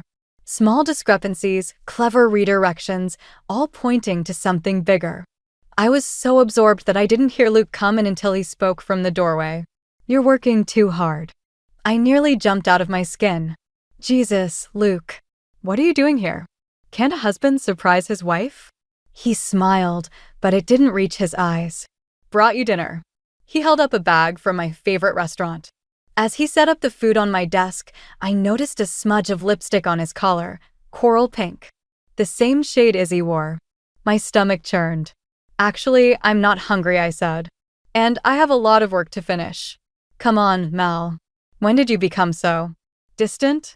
The irony of his words hit me like a slap. I wanted to scream, to demand answers, to ask about the lipstick and the hotel and all the late nights. Instead, I said, I could ask you the same thing. He stiffened, then checked his phone. Again. Look, if you're going to be difficult, I'll just go. Some of us have real work to do, not just playing with family recipes in a bakery.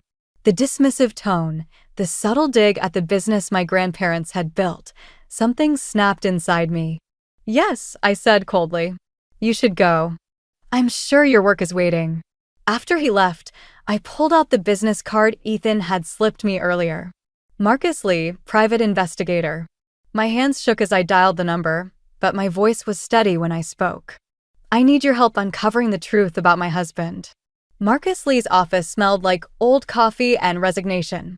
He sat across from me, methodically spreading surveillance photos across his desk like he was dealing cards in a game I was already losing. 3 weeks of observation, he said, his voice gentle but firm. Your husband and Miss Green meet at the Grand Hotel every Tuesday and Thursday. Always room 412. He slid another photo forward, Luke and Izzy entering the elevator together, his hand on the small of her back. The timestamp showed 2:14 p.m. last Tuesday, right when he'd texted me about his breaking story. My throat felt like I'd swallowed ground glass. The meetings? How long? Usually 2 hours. Marcus hesitated. But that's not the worst part. He pulled out financial records, bank statements, transfer receipts.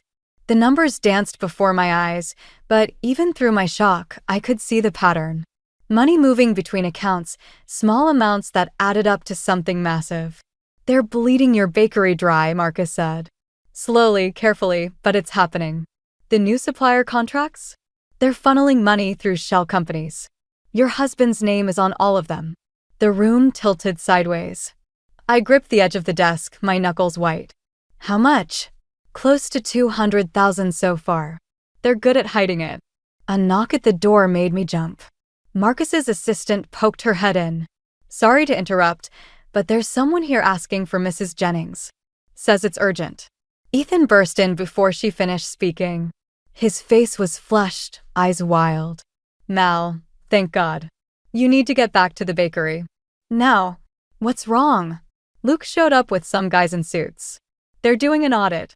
Said it's standard procedure, but they're going through everything. Izzy's helping them. My stomach dropped. The photos were still spread across Marcus's desk, damning evidence of both personal and professional betrayal. I gathered them quickly, shoving them into my bag. They're trying to cover their tracks, Marcus said, standing. Or worse, they're setting up a paper trail to blame someone else. The drive back to the bakery was a blur. When we arrived, the morning rush had slowed to a trickle, and 3 men in expensive suits were camped out in our office. Luke stood by the door, arms crossed, looking every bit the concerned husband. Mal, where have you been? He asked, reaching for me. I stepped back, my skin crawling. These gentlemen are helping us identify some irregularities in our books. Irregularities? I kept my voice steady, though my heart was hammering. Like the shell companies you've been using to steal from us? The color drained from his face. Behind him, Izzy dropped the file she was holding, papers scattering across the floor. I don't know what you're talking about, Luke said, but his eyes darted to Izzy, who was frantically gathering the fallen documents. Room 412, I said quietly. Every Tuesday and Thursday. The silence that followed was deafening. One of the suits cleared his throat. Perhaps we should continue this another time. No, I said, pulling out the photos and financial records. Let's continue right now. I'm sure these gentlemen would be very interested in seeing exactly where our money's been going. Luke's charm vanished like smoke. You had me followed? His voice was ugly, dangerous. You really want to do this here, Mal? In front of everyone. Better than doing it behind my back like you've been doing everything else. Izzy suddenly straightened, her face set. It wasn't supposed to go this far, she said. Luke promised no one would get hurt. Shut up, Luke snapped, but Izzy kept talking. He said it was just business, that the bakery could afford it. But then he wanted more and more and… Luke moved toward her, but Ethan was faster, stepping between them. Touch her, and you'll regret it. The suits were packing up their briefcases, looking uncomfortable. One of them paused at the door. Mrs. Jennings, you might want to contact your lawyer. Soon. I watched them leave, then turned back to my husband, the stranger I'd shared my life with. How long were you planning this? His laugh was hollow. Since the day your brother made it clear I'd never have a real place here. It's always been about the precious family bakery, hasn't it? Well, now it's about survival. Let's see how well your family legacy holds up in court. The threat hung in the air like poison, and I realized this was just the beginning of a war I never wanted to fight. The morning after the confrontation, I found our bakery's front window smashed. Shards of glass glittered on the sidewalk like cruel confetti, and spray-painted across our storefront in angry red letters was one word: liar. Ethan arrived while I was still staring at the damage. I've called the police, he said, putting an arm around my shoulders. Security cameras caught everything. It was Luke. Of course it was. My husband, soon-to-be ex-husband, had always been dramatic when cornered. But this felt different. Desperate. Inside, while waiting for the police, I discovered my office had been ransacked. Files were missing, my computer screen cracked. But strangest of all was what had been left behind, a framed photo from our opening day 5 years ago, showing Luke, Ethan, and me cutting the ribbon.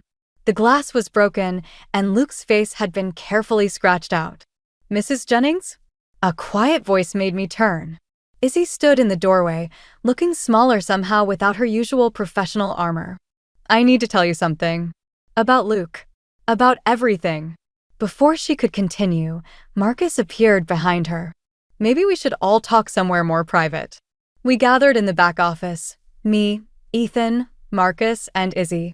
The morning sun streamed through the windows, casting strange shadows across our faces as Izzy began to speak. Luke didn't start this, she said, hands trembling around a cup of untouched coffee. He was recruited. There's someone else, someone bigger behind it all. Who? Ethan demanded. James Morrison. The name hit me like a physical blow. James, our father's oldest friend, the man who'd helped us secure the loans to buy this place after Dad died. He'd been like a second father to us. That's impossible, Ethan said, but I could hear the doubt in his voice. Izzy pulled out her phone, played a recording. Luke's voice filled the room. James says if we do this right, everyone wins. The bakery goes under, he buys it cheap, develops the property. We get our cut, and the Jennings siblings learn a hard lesson about family loyalty. My stomach churned. Why are you showing us this now? Because Luke's spiraling, Izzy whispered. He wanted to hurt you, yes, but James? He wants to destroy everything your family built. And after last night, she swallowed hard. Luke called James in a panic. I heard him say that if the bakery won't go down quietly, there are other ways to force a sale. Marcus leaned forward. Like what? Health code violations. Food poisoning allegations. Anonymous tips about tax fraud. They're planning to hit you from every angle until you're forced to sell. The room fell silent except for the distant sound of police radios outside. I looked at the damaged photo again, at Luke's scratched-out face, and felt something shift inside me. This wasn't just about betrayal anymore. This was war. Why should we trust you? Ethan asked Izzy. She pulled out a USB drive. Because I've been copying everything. Every transaction, every email, every meeting recording. I thought I was part of something legitimate at first. By the time I realized the truth, Luke had already implicated me in enough illegal activities to ruin my life. Marcus took the drive, studied it. This could help. But they'll know you turned on them. I know, Izzy said quietly. That's why I'm leaving town tonight. But first, there's something else you need to know. The anniversary celebration next week? James and Luke are planning to use it to announce their new development project. They're going to humiliate you in front of everyone who matters in this town. I stood up, walked to the window. Outside, customers were already gathering, drawn by the police presence and the vandalism. Our loyal customers, our community, the people who'd supported us through everything. No, I said, turning back to face them. They're not going to humiliate us, because we're going to be ready for them. Ethan's eyes met mine, and I saw the same determination there. What are you thinking, Mal? I'm thinking it's time to show James and Luke what happens when you mistake kindness for weakness. I looked at Marcus. Can you help us set a trap? He nodded slowly. With Izzy's evidence and the right timing. Yes, but it's risky. So is destroying someone's life, I said, picking up the broken photo. They should have remembered that before they started this game. 3 days before the anniversary celebration, I found James Morrison sitting in our kitchen, drinking coffee with Luke like nothing had changed. Like they hadn't tried to destroy everything my family had built. Mallory, James said warmly, standing to embrace me. I let his arms wrap around me, fighting the urge to recoil. We've been discussing solutions to this unfortunate situation. I caught Luke's eye over James's shoulder. My husband looked exhausted, haunted even, but there was something else there, a glimmer of triumph that made my skin crawl. Solutions? I kept my voice neutral, remembering Marcus's warning, let them think they're winning. The development project could save this neighborhood, James said, settling back into his chair. Your parents would have understood that sometimes progress requires sacrifice. The casual mention of my parents sent a surge of rage through me, but I forced myself to sit down. Tell me about this project. As James launched into his pitch about luxury condos and boutique retail spaces, I noticed Luke's hands trembling slightly around his coffee cup. He'd always been a terrible liar when cornered. We're prepared to be generous, James continued. Above market value for the property, plus a consulting position for both you and Ethan in the new development. How long have you been planning this? I asked, watching Luke flinch at the question. James's smile never wavered. Sometimes opportunities present themselves at unexpected moments. Luke mentioned your financial struggles, which you engineered. I cut in, unable to help myself. The temperature in the room seemed to drop. James's smile turned sharp. Careful, Mallory. Accusations like that could be problematic, especially given the recent health code complaints. My phone buzzed, a text from Marcus, documents secured. Health inspector confirms attempted bribe. Moving to phase 2. I need time to think, I said, standing up. And to discuss this with Ethan. Of course, James replied smoothly. But don't take too long. These opportunities have a way of disappearing, sometimes along with everything else. After they left, I called Ethan. They took the bait. Marcus just called. Said the health inspector recorded everything.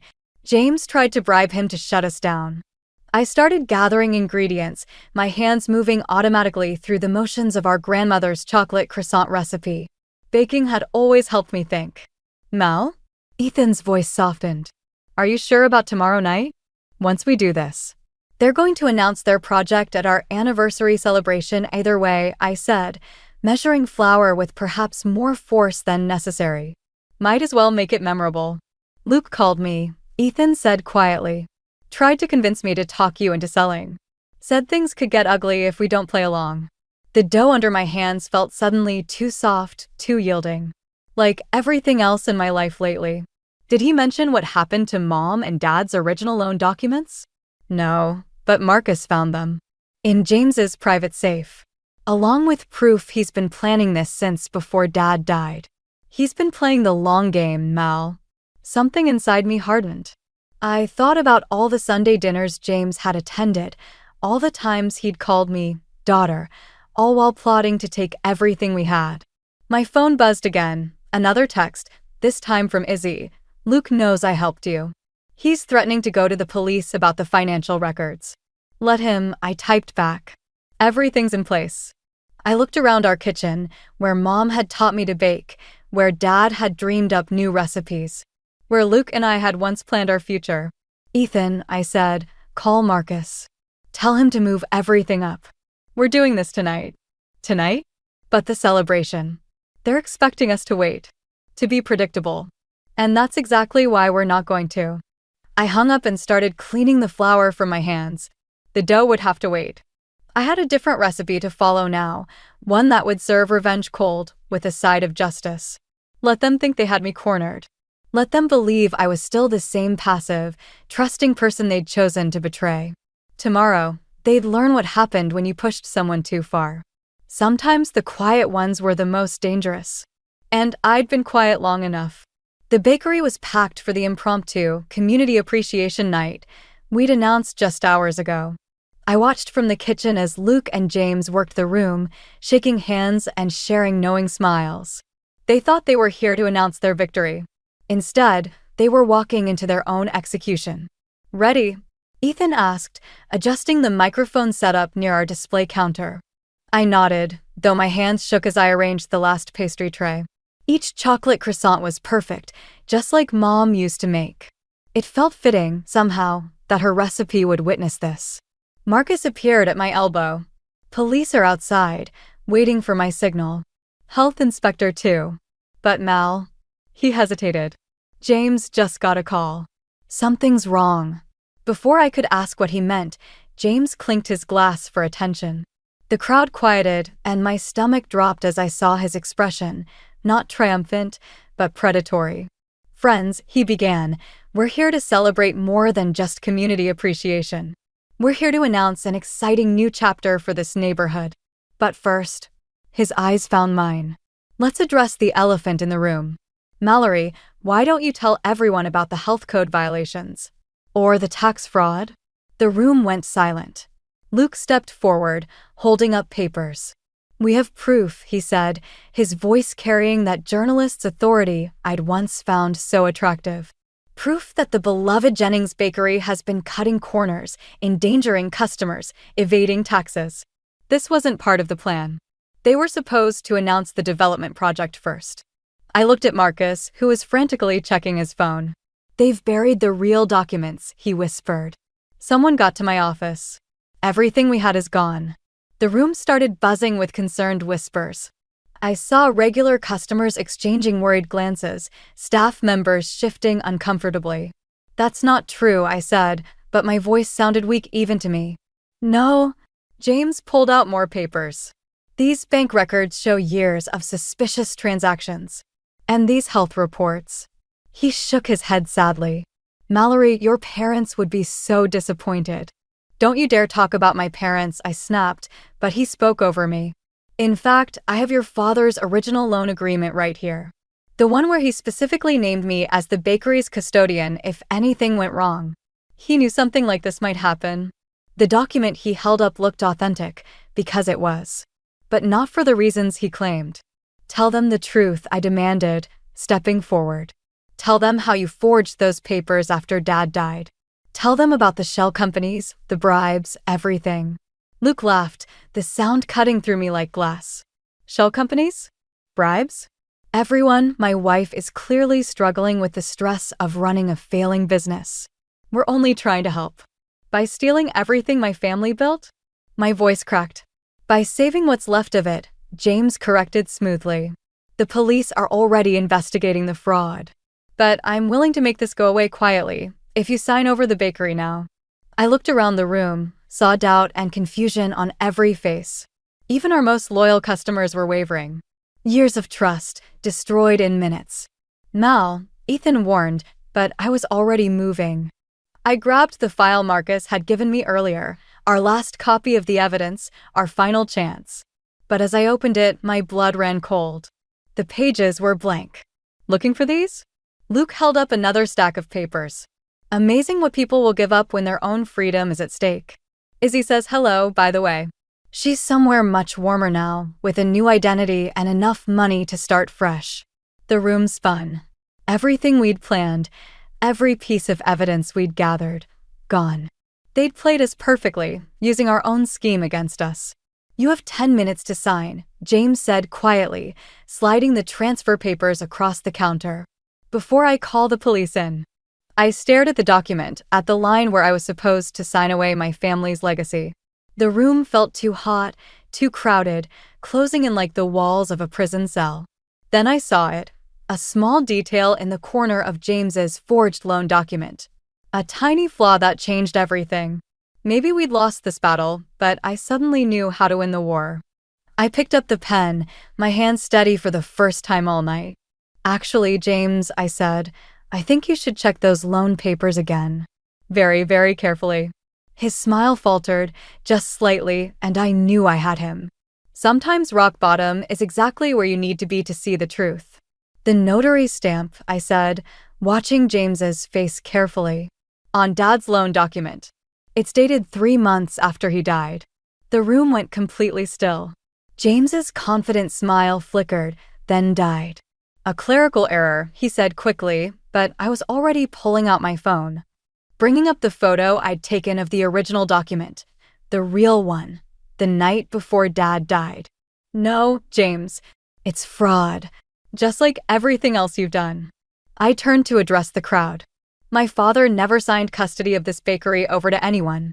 James forged that document after Dad died, just like he forged health code violations and fabricated tax records." Luke stepped forward, but Ethan blocked his path. "Careful," my brother warned. "The police outside might be interested in those bribes you tried to pay the health inspector." "You have no proof," Luke snapped, but his voice wavered. Actually, a new voice called from the back, "They do." Izzy pushed through the crowd, looking nothing like the polished finance director who'd fled town. "I didn't go to somewhere warmer, Luke. I went to the FBI." James lunged for the documents on the counter, but Marcus was faster. "Those blank pages," he said, holding them up. "Decoys. The real evidence is already with the authorities, including the recordings of every meeting where you planned this.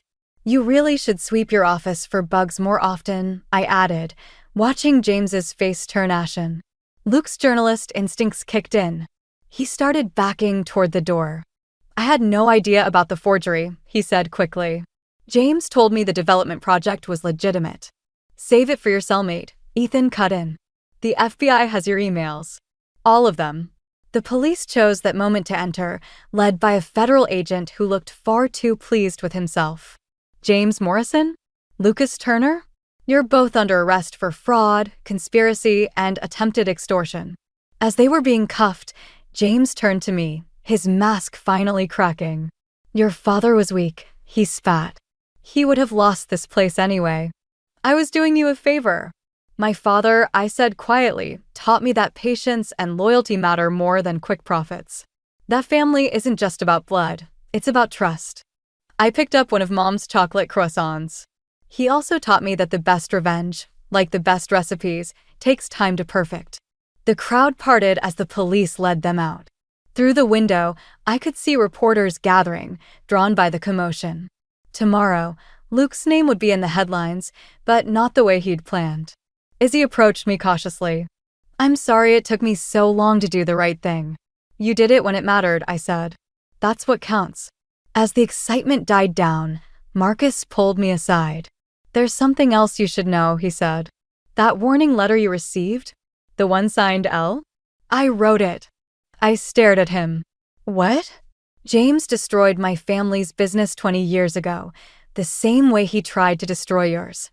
I've been tracking him ever since, waiting for a chance to expose him. When I heard about your bakery..." He shrugged. "Sometimes justice needs a little push." I thought about all the pieces that had led us here, the letter, the investigation, even Izzy's conscience. Each one a necessary ingredient in a recipe for justice. Ethan joined us, throwing an arm around my shoulders. "So," he said, "what now?" I looked around at our bakery, at the familiar walls that held so many memories, at our customers who were already lining up again, showing their support with their presence. "Now," I said, "we bake. We rebuild. We remember that sometimes the things that try to break us end up making us stronger instead." And Luke. I watched through the window as my soon-to-be ex-husband was placed in a police car. He wanted headlines. Now he'll get them. The morning light was starting to stream through our windows, catching on the display cases and making everything glow. Another day was beginning, and for the first time in months, I could breathe freely. Sometimes the sweetest victory isn't in destroying your enemies, but in surviving them. In proving that what they tried to break was unbreakable all along. 6 months after Luke and James's arrests, I stood in our kitchen, teaching a group of at-risk teens how to make my mother's chocolate croissants. The bakery's new community outreach program was my way of turning betrayal into something beautiful. The secret, I told them, is patience. Good things take time. Through the window, I could see Ethan chatting with customers, his easy charm unchanged by everything we'd been through. The bakery was thriving again, our reputation restored after the truth about James's schemes made headlines. The bell chimed and Marcus walked in, carrying a familiar-looking envelope. "Last piece of paperwork," he said, sliding it across the counter. "Luke's plea deal is final. He's serving 5 years, James got 12. I nodded, not trusting myself to speak. The envelope contained my final divorce papers, waiting for my signature. As I reached for a pen, one of the teens, Maria, whose mother worked 2 jobs to support her family, spoke up. "Miss Jennings? The dough's ready." I smiled, setting the envelope aside. Some things could wait. Later, after the class ended and the day's business wound down, Izzy stopped by. She looked different now, more genuine, less polished. The witness protection program had given her a new start, but she'd chosen to stay nearby, working with the FBI to uncover similar schemes in other communities. "The foundation paperwork is ready," she said, referring to the nonprofit we'd established to help small businesses protect themselves from fraud. "And you'll never guess who called asking to make a donation." "Who?" "Luke. From prison. Says he wants to make amends." I thought about that while closing up, remembering how revenge had tasted less sweet than I'd imagined. Justice had mattered more, and healing most of all. The next morning, I arrived early to bake, just like always. But today was different. Today marked 1 year since that anonymous letter had appeared on my desk. Marcus was waiting outside, looking uncomfortable in a way his usual confident demeanor never allowed. "There's something else you should know," he said. "About why I helped you." He pulled out an old photograph, a family standing in front of a bakery much like ours. "My parents' place," he explained, "before James destroyed it. But here's the thing.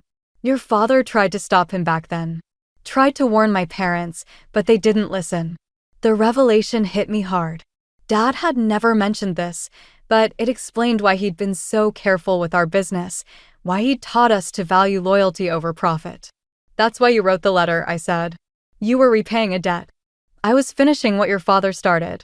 James had to be stopped, but it had to come from within, from someone he thought he could manipulate. You." I thought about how close we'd come to losing everything, how many layers of betrayal and loyalty had brought us to this moment. Was any of it real? "Your help, your concern." "All of it," he said quietly. "Some debts can't be repaid with just justice. Sometimes they need something more." That evening, I sat in Dad's old office, looking at the envelope containing my divorce papers. Next to it sat another envelope, Luke's request to donate to our foundation. And beside that, a stack of applications from more teens wanting to join our baking program. I picked up the photo of our family that Luke had scratched out all those months ago. We'd replaced the broken frame, but kept the damaged photo as a reminder. Not of betrayal, but of growth. Ethan found me there, carrying 2 cups of coffee. "You okay?" "Yeah," I said, and meant it. "Just thinking about recipes." He grinned, knowing I wasn't talking about baking. "The best ones get passed down," he said, "but sometimes they need updating." I signed the divorce papers finally, then reached for the foundation applications. Tomorrow, we'd teach more kids how to bake, how to build, how to trust. And maybe, just maybe, we'd break the cycle that had nearly broken us. Sometimes the sweetest revenge isn't revenge at all. It's creating something new from the ashes of betrayal, something that helps heal not just yourself, but others too. That's the recipe I choose to follow now. The divorce kit sat on my dining room table like a loaded gun. A bright red bow adorned the box, mocking me with its festive appearance. My 35th birthday gift from my husband, a DIY guide to ending our marriage. I'm Scarlett, And this is how I learned that revenge is best served with a signature at the bottom of very official documents. Happy birthday, darling! Kylan's voice dripped with artificial sweetness as he leaned against our marble kitchen counter, watching me with those cold gray eyes. I thought it was time we stopped pretending. My fingers traced the edge of the box, maintaining the composed smile I'd perfected over 8 years of marriage. How thoughtful of you, honey. Did you keep the receipt? He laughed, that practiced sound he used in board meetings. Always with the jokes. This is why I married you, you know. Your sense of humor. And here, I thought it was my family's company you married me for. The words slipped out before I could stop them. His expression hardened. Careful, Scarlett. We both know how much influence I have over Phillips Industries now. Your grandfather may have built it, but I'm the one keeping it alive. I lifted the divorce kit from the box, flipping through its pages with deliberate slowness. By cooking the books? Excuse me? His knuckles whitened against the counter. Nothing, dear. Just thinking out loud. I set the kit down and reached for my phone. I should call Peyton, thank her for the lovely bracelet she sent. Your sister. He practically spat the word. Still bitter about being passed over for the VP position? Tap, actually, she's doing great at her new firm. I dialed Peyton's number, maintaining eye contact with Kylan. Unlike some people, she doesn't need to marry into success. He crossed the kitchen in 3 strides, snatching the phone from my hand. That's enough. I've been patient with your little jabs, but remember who holds the cards here. Give me my phone, Keelan. Or what? He dangled it just out of reach. You'll run to Greta? Tell her your suspicions about the quarterly reports? Nobody would believe you over me. I stood, smoothing my skirt. You're right. Who would believe the granddaughter of the company's founder over the man who appeared out of nowhere 5 years ago? His hand connected with the counter, the sharp crack making me flinch. I built that company into what it is today. You built yourself a nice little embezzlement scheme, you mean? The silence that followed was deafening. Kylan's face went through a fascinating array of colors before settling on an alarming shade of red. You have no proof. Yet. I retrieved my phone from his loosened grip. Consider this divorce kit your first warning, honey. You shouldn't have gotten greedy. He grabbed my arm as I turned to leave. Don't threaten me, Scarlett. You have no idea what I'm capable of. Neither do you. I twisted free, heading for the door. Thanks for the birthday gift. I'll make good use of it. Where are you going? To see Greta. She's taking me to lunch. I paused at the doorway. Oh, and Kylan? I'd start looking for a good lawyer if I were you. His voice followed me down the hallway. You'll regret this, Scarlett. I promise you that. In my car, my hands finally started shaking. I pulled out my phone and dialed Greta's number. Happy birthday, sweetie, she answered on the first ring. I take it he gave you the gift? He did.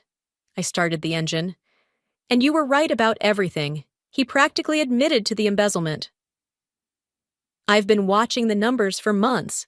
Greta's voice hardened. Are you ready to do this? I thought about the divorce kit, about Kylan's threats, about my grandfather's legacy crumbling under the weight of one man's greed. More than ready. Is Chris still willing to help? He's got a whole file of evidence ready. Your sister's on board too. Good.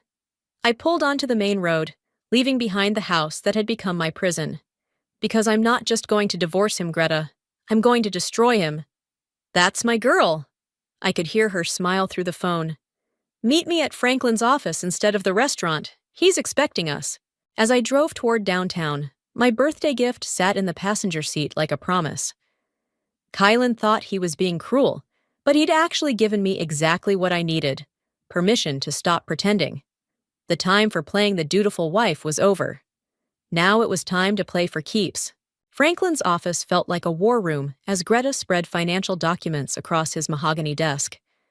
The afternoon sun cast long shadows through the Venetian blinds, creating prison bar patterns across the damning evidence of my husband's betrayal. Look at this, Greta pointed to a series of transactions. He's been siphoning money through shell companies for at least 3 years. Small amounts at first, but getting bolder each quarter. I leaned closer, my stomach churning. How much? Nearly 4 million. Greta's voice was tight with anger. He's been hiding it in offshore accounts, thinking nobody would notice. Franklin adjusted his glasses, frowning at the papers. But you did notice, Greta. Why didn't you come forward sooner? Because I needed absolute proof. She pulled out another folder. And because Scarlett needed to see his true colors for herself. My phone buzzed. Kylan's third attempt to call since I'd left the house. I declined it with savage satisfaction. He's getting nervous, I said, showing them the screen. Good.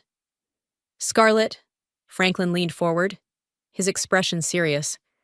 Are you absolutely sure you want to pursue this? Once we start, there's no going back. He threatened my family's legacy, Franklin. He's stealing from the company my grandfather built from nothing. I met his gaze steadily. I want everything he took, and I want him behind bars. A knock at the door made us all jump. Peyton slipped in, her designer suit slightly rumpled from rushing over. Sorry I'm late. She hugged me tight. Happy birthday, sis, though I guess that's debatable given the circumstances. Actually, it's turning out to be quite productive. I gestured to the documents. Want to see what your beloved brother-in-law's been up to? As Peyton reviewed the evidence, her face darkened. That bastard. I knew something was off when he pushed me out of the VP position. He needed someone more cooperative, Greta explained. Someone who wouldn't question his creative accounting. My phone buzzed again, this time with a text from Chris. Kay just stormed into the office, demanding to see today's transfer records. What should I do? I showed the message to Greta, who smiled grimly. Tell Chris to stall him. Make excuses about system maintenance. We need to move fast, Franklin said, gathering the documents. I can file for divorce tomorrow morning, but we need to coordinate with the SEC about the fraud charges. No, I said, surprising myself with my firmness. Not yet. I want him to think he's won first. Peyton raised an eyebrow. What are you thinking? I'm thinking it's time I played the role he expects. The defeated wife. I started pacing, my mind racing. If he believes I'm giving up, he'll get sloppy, make mistakes. He's already making mistakes, Greta pointed out. That's how we caught him. True, but I want everything. Every transaction, every contact, every corrupt deal he's made using my family's name. I turned to Chris's text. And I want him to feel as helpless as he made me feel. Franklin nodded slowly. It's risky, but it could work. How long do you need? 2 weeks? I thought about the company's upcoming anniversary party. That's when we'll have everyone important in one room. Perfect timing, Peyton grinned. Nothing like a public humiliation to really drive the point home. My phone buzzed yet again. This time, I answered. Where the hell are you? Kylan's voice was tight with barely controlled rage. Having lunch with Greta, like I said. I kept my voice small, frightened. I'm sorry about earlier, honey. Can we talk when I get home? The silence on his end was telling. He'd expected a fight, not submission. Of course, darling. His tone softened immediately. I may have overreacted this morning. Perhaps we can discuss the divorce kit, reconsider things. I'd like that. I forced a tremor into my voice. I don't want to lose you, Kylan. After hanging up, I met the impressed stares of my allies. Damn, sis, Peyton whistled. You missed your calling as an actress. I learned from the best. I gathered my purse. Greta, can you get me complete access to the company's financial records? Already done. I'll send you the login details securely. Franklin, start preparing the divorce papers, but don't file them yet. And Peyton. Yeah? Think you could help me plan one hell of an anniversary party? My sister's smile was positively wicked. It would be my pleasure. As I drove home, I rehearsed my lines for the performance ahead. Poor, scared Scarlett, begging her husband's forgiveness. Grateful, submissive Scarlett, accepting his control over her family's company. Kylan thought he'd won when he gave me that divorce kit. He didn't realize he'd actually given me permission to stop being his wife and start being his worst nightmare. The game was on, and I intended to play it perfectly. You'll never believe what I found. Chris's voice was barely a whisper as he led me through the empty office corridors after hours. The fluorescent lights hummed overhead, casting strange shadows as we made our way to his cramped IT office. A week had passed since my birthday, and Keelan had relaxed his guard, convinced by my performance of a repentant wife. Each morning, I kissed him goodbye, playing the role of someone desperate to save her marriage. Each night, I worked with my allies to dismantle his empire. Chris closed the door behind us and pulled out a USB drive. Remember those offshore accounts Greta found? They're just the tip of the iceberg. He plugged the drive into his computer, pulling up a series of emails. Kylan's been communicating with someone named Marcus about a major deal. They're planning to sell off the company's patents. My blood ran cold. Those patents are worth hundreds of millions, Chris finished. And guess where the money would go? Before I could answer, a knock at the door made us both freeze. Chris quickly minimized the windows as Peyton slipped inside. "Sorry I'm late," she said, locking the door behind her. "Had to shake off Thompson from accounting. He's like Kylan's personal watchdog lately." "Speaking of watchdogs," Chris said, "look what our dear brother-in-law's been up to." As Peyton reviewed the emails, her face went from concerned to furious. "This Marcus guy, I've seen him before, at that charity gala last month." "What?" I turned to her sharply. "Are you sure?" She pulled out her phone, scrolling through photos until she found one from the gala. In the background, partially obscured but clearly visible, was Kylan speaking with a distinguished-looking man in his 50s. "That's him," Chris confirmed, comparing the photo to other documents. "Marcus Blackwood, CEO of Rivera Technologies." "Our biggest competitor," I breathed. "Kylan's selling us out to Rivera? Not if we can help it," Peyton said, forwarding the photo to my phone. "The deal's supposed to happen right after the anniversary party." My phone buzzed. A text from Kylan. "Working late tonight, darling. Don't wait up." "Working late, my ass," I muttered, showing them the message. "He's probably meeting with Marcus right now." Chris's fingers flew over his keyboard. "Want me to check his calendar? I still have access to his assistant's email." "Do it." Sure enough, Kylan had a dinner meeting scheduled at LeBlanc, an upscale restaurant downtown. "I could go there," Peyton offered. "Get some photos of their meeting." I shook my head. "Too risky. He knows your face." I turned to Chris. "But he doesn't know yours, not really. You're just the IT guy to him." Chris grinned. "I do have a pretty forgettable face. Want me to play spy?" "Take my car," Peyton said, tossing him her keys. "The windows are tinted, and it's not one he'd recognize." As Chris left on his mission, Peyton and I continued going through the files. The scope of Kylan's betrayal was staggering. Not just embezzlement, but corporate espionage, insider trading, and now this patent scheme. "Greta's going to have a field day with this," Peyton said, copying files to another drive. "The SEC will—" The office door rattled suddenly, making us both jump. A voice called out, "Security check!" "Just a minute," I called back, trying to sound casual, as Peyton frantically closed windows and removed the drive. I opened the door to find Thompson standing there, his security badge prominently displayed. "Mrs. Phillips, what are you doing here so late?" "Just showing my sister some old family photos from the company archives," I said smoothly. "We're planning a slideshow for the anniversary party." He peered past me suspiciously. "In the IT office?" "The scanner's better in here," Peyton chimed in, holding up some old photographs we kept for just such occasions. "See? Dad's first day as CEO." Thompson relaxed slightly, but still looked uncertain. "Mr. Phillips didn't mention you'd be here tonight." "Oh," I raised an eyebrow. "That's strange, since he's the one who suggested it. You can call him if you'd like. He's at LeBlanc with a client right now." The name drop worked. Thompson backed off, muttering apologies. After he left, Peyton and I waited 5 full minutes before speaking. "That was too close," she whispered. "No," I said, a plan forming. "That was perfect. Now we know Thompson reports directly to Kylan." My phone buzzed with a message from Chris. "Got photos. You're not going to believe who else is at this dinner." The attached picture showed Kylan, Marcus, and Thompson himself, all raising glasses in a toast.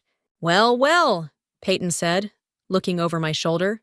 "Looks like someone's working 2 jobs." I forwarded the photo to Greta and Franklin. And now we know exactly who to watch. The pieces were falling into place faster than I'd hoped. Kylan thought he was orchestrating a masterpiece of corporate theft. He didn't realize he was actually staging his own downfall, and I was going to make sure he had front row seats to the show. "The moral implications alone are staggering," Franklin said, pacing his office the next morning. "It's not just fraud anymore. This is corporate treason." I sat across from his desk, watching him process everything we discovered. "What's the potential prison time looking at?" "With everything we have?"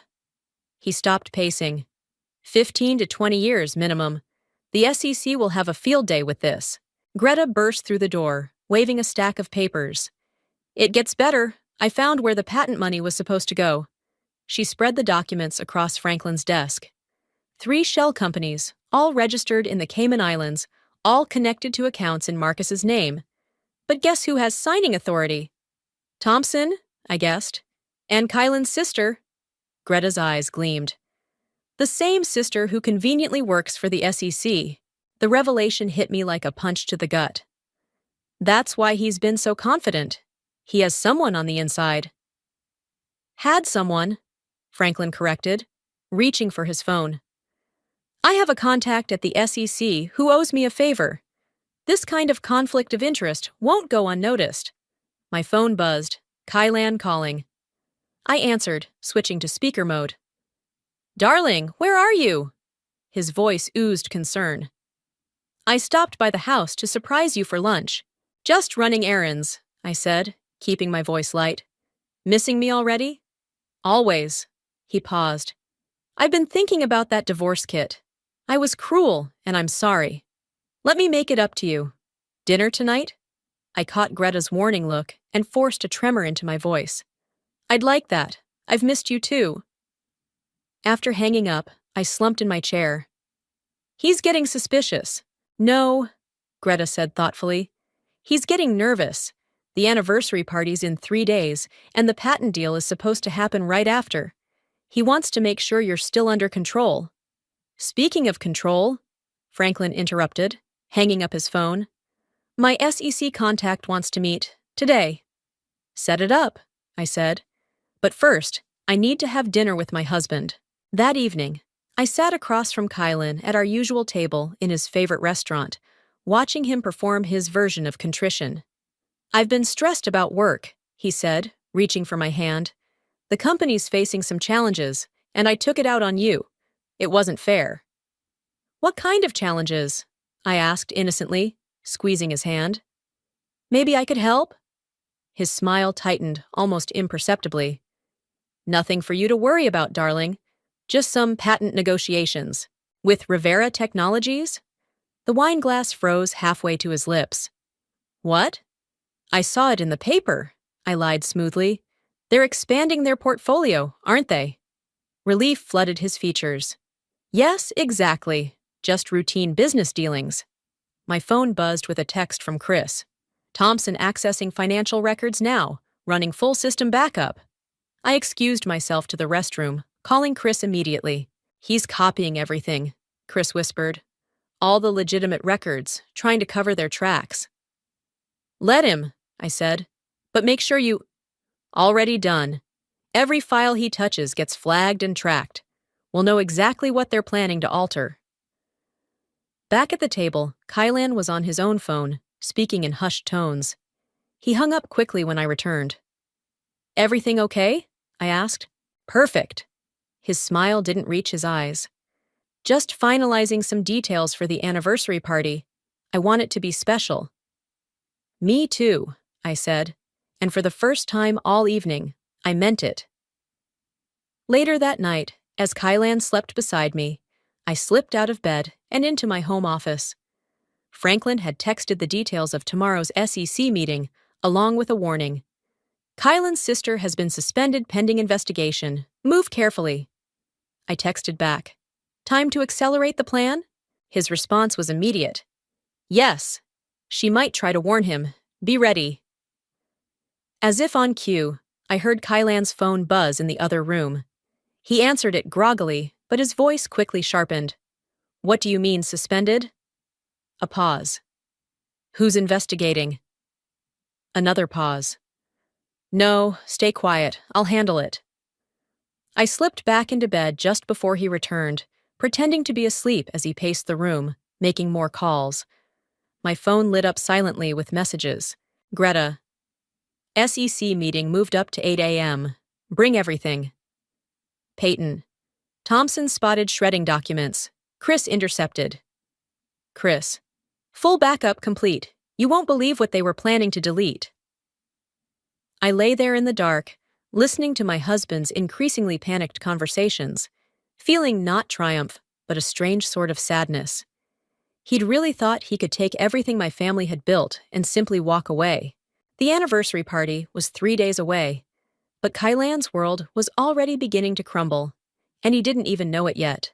The grand ballroom sparkled with champagne glasses and forced smiles. 50 years of Phillips Industries, celebrated under crystal chandeliers while sharks circled in the depths below. I stood beside Kylan, his hand possessively at my waist, both of us playing our parts to perfection. Wonderful party, Marcus commented, approaching us with his trademark smooth confidence. The Phillips family certainly knows how to celebrate. We do indeed, I replied, noting how Kylan's fingers tightened against my hip, though I'm surprised to see Rivera Technologies represented here tonight. Marcus's smile flickered.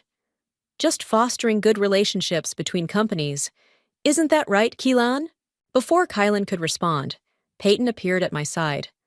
Sorry to interrupt, but the photographer wants the family photos now. If you'll excuse us, I said, letting my sister lead me away. The moment we were out of earshot, she whispered, Thompson's making his move. He's heading to Kylan's office. Chris? Already on it. The cameras are running. I glanced back to see Kylan deep in conversation with Marcus, their faces tense despite their smiles. Across the room, Greta caught my eye and nodded. Everything was in position. Mrs. Phillips? A server approached with a note. This just arrived for you. The message was from Franklin. SEC team in place. Give the signal when ready. I checked my watch. 9:45 p.m. In 15 minutes, I would take the stage to give my anniversary speech. By 10:15, everything would change. Scarlett! Kylan's voice made me jump. He'd appeared beside me silently, his face a mask of concern. We need to talk, privately. He led me to a quiet corner of the ballroom. Something's wrong. The system's locked me out of certain files, and Thompson says, Your IT guy's acting suspicious? I finished for him. Accessing files he shouldn't? Making copies? His face went completely still. What did you do? Me? I smiled, channeling his own brand of artificial sweetness. I'm just the trophy wife, remember? The one you gave a divorce kit to for her birthday. Scarlett, his voice dropped to a dangerous whisper, if you've done anything to interfere with... Ladies and gentlemen, the MC's voice boomed through the speakers. Please take your seats. Mrs. Phillips will now say a few words about this momentous occasion. Kylan grabbed my arm. Don't you dare! Let go of my wife. Chris's voice was quiet but firm. He'd materialized beside us, along with 2 other men I recognized as SEC agents in plain clothes. Kylan released me, his face contorting with rage and realization. You stupid bitch. You have no idea what you've done. Actually, I straightened my dress. I know exactly what I've done. Enjoy the speech, honey. The spotlight felt warm as I took the stage, surveying the room filled with employees, board members, and family friends. I saw Marcus trying to slip away, only to be quietly intercepted by more agents. Thompson was being escorted from Kylan's office by security, and my husband stood frozen, watching his carefully constructed world implode. 50 years ago, I began, my grandfather founded this company on 3 principles: integrity, innovation, and family. Today, we celebrate not just our success, but our commitment to those values. I clicked the remote, and the presentation screen behind me lit up with financial records, emails, and photographs. The room erupted in gasps and whispers. Unfortunately, some people saw our family business as nothing more than an opportunity for personal gain. Tonight, we're not just celebrating our past, we're protecting our future. Kylan started moving toward the exit, only to find his path blocked by Franklin and two uniformed officers. The evidence of corporate theft, fraud, and conspiracy has been provided to the SEC and FBI. To those involved, I looked directly at Marcus, then Thompson, and finally Kylan. I suggest cooperating fully. The prosecutors might show leniency. The chaos that erupted was almost beautiful. Marcus attempted to run, making it 3 steps before being tackled by security. Thompson broke down, immediately offering to testify against everyone. And Kylan just stood there, staring at me with a mixture of hatred and something that might have been respect. As the officers led him past me, he paused. I underestimated you. No, I corrected him. You underestimated what people will do to protect their family. I watched them lead him away, then turned back to the stunned crowd. Please enjoy the rest of the evening. The cake will be served shortly. Peyton appeared at my side, grinning. Only you would remember to serve cake after orchestrating a sting operation. Grandfather always said, I smiled, accepting a glass of champagne from Greta, that no celebration is complete without cake. The night wasn't over. There would be statements to make, questions to answer, and a company to rebuild. But for now, I stood with my real family, watching justice unfold while waiters served perfectly cut slices of anniversary cake. Sometimes revenge really is sweet. The morning after the party, I sat in Franklin's office watching the news coverage cycle through clips of Kylan and Marcus being led away in handcuffs. The headlines screamed corporate conspiracy exposed and Phillips Industries scandal rocks business world. The press is having a field day, Franklin said, muting the TV. But we have a bigger problem. Bigger than my husband trying to steal hundreds of millions in patents? I reached for my coffee, my 3rd cup since dawn. Your husband's sister at the SEC? Franklin pulled out a fresh file. She didn't just get suspended, she disappeared. Greta burst through the door, her usually immaculate appearance slightly disheveled. Turn on your phone, Scarlett, now. I did, and immediately wished I hadn't. Dozens of missed calls and 1 text message from an unknown number. You think you won?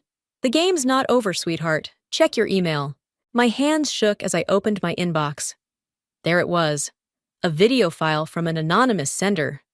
Don't, Franklin started, but I'd already clicked play. Kylan's sister appeared on screen, her resemblance to him striking in her cold smile. Hello, Scarlett.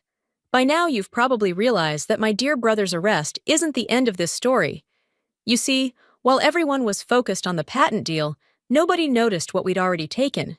Check your grandfather's private server, the one with all the original designs. Oh wait, you can't, because it doesn't exist anymore. The video ended. I looked at Greta in horror. The Innovation Vault? She was already on her phone. Chris, the backup server in the old building. Check it now! We waited in tense silence until Chris's voice came through the speaker. It's gone. Everything. All the original designs, the prototype plans, everything your grandfather developed before the company went public. They must have copied it all and wiped it clean. Those designs, my voice cracked. They're worth more than the patents. They're the foundation of everything we've built. And now Rivera Technologies has them, Franklin finished grimly. Along with proof of their own illegal activities, I'm betting. Insurance. My phone buzzed again. Another anonymous text. For every action, there's a reaction. Hope you enjoyed your little victory party. Track that number, I told Chris. Already on it. But Scarlett, there's something else. Someone accessed your personal files too. Everything about your family, your accounts, even your medical records.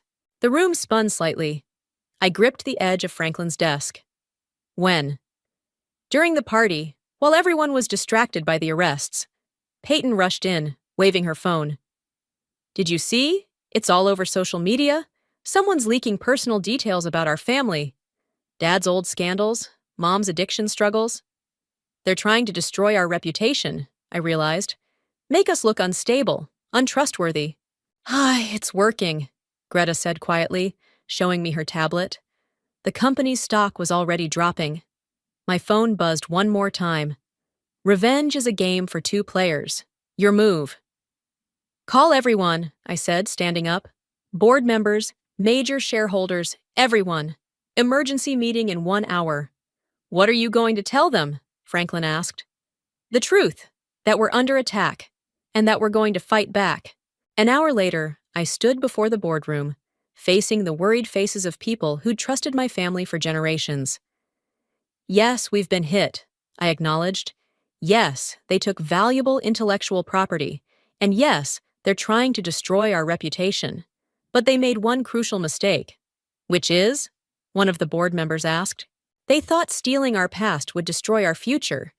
They forgot that Philips Industries isn't built on patents or designs. It's built on people, on innovation, on the ability to create something new. I nodded to Chris, who pulled up a presentation. These are the projects we've been developing in secret. New technologies, new solutions, completely separate from anything they stole. And these, I gestured to the room, are the people who made them possible. The tension in the room shifted as understanding dawned. We weren't defeated. We were evolving. As for our reputation, I continued. Yes, my family has struggles. We're human. But we've always been honest about our mistakes and committed to making things right. Can Rivera Technologies say the same? By the time the meeting ended, the stock had stabilized. Our shareholders were standing firm. And I had a new text message, this time from a traced number in the Cayman Islands. Impressive, but this isn't over. No, I murmured, showing the message to Greta. It's just beginning. Because while Kylan's sister thought she was teaching me about consequences, she'd actually taught me something far more valuable. Sometimes the best revenge isn't destroying your enemies, it's becoming stronger than they ever imagined you could be. Got her! Chris's voice crackled through my phone at 3 a.m., jolting me awake. Sarah, Kylan's sister, she's in Bermuda, not the Caymans, and she just made a mistake. I was already pulling on clothes. What kind of mistake? She tried to access our new project files using Kylan's old passwords. We traced her exact location. 20 minutes later, I walked into the office to find Greta, Peyton, and Franklin already gathered around Chris's desk, staring at his monitors. Show me, I demanded. Chris pulled up a video feed. This is live from the hotel's security cameras. She's in room 742, and look who just arrived to meet her. The grainy footage showed Marcus's wife entering the hotel, looking nervous. Linda Rivera, Peyton said. Marcus's better half and Rivera Technologies' true majority shareholder. More importantly, Franklin added, she's the only one who can authorize the use of our stolen designs. I smiled for the first time in days. Call the Bermuda authorities, now. Already done, Greta said. But Scarlett, there's more. Show her, Chris. He pulled up another window, a series of emails between Sarah and Linda dating back months before I'd even received the divorce kit. This was their plan all along, Chris explained. Kylan was just the front man. Sarah and Linda were the real architects. They needed someone expendable. And my husband volunteered. I finished bitterly. Perfect fall guy with a convenient motive. The good news, Peyton interjected, is that Linda's meeting Sarah right now to transfer everything. The designs, the documentation, everything they stole. All being tracked in real time. My phone buzzed. A text from Sarah.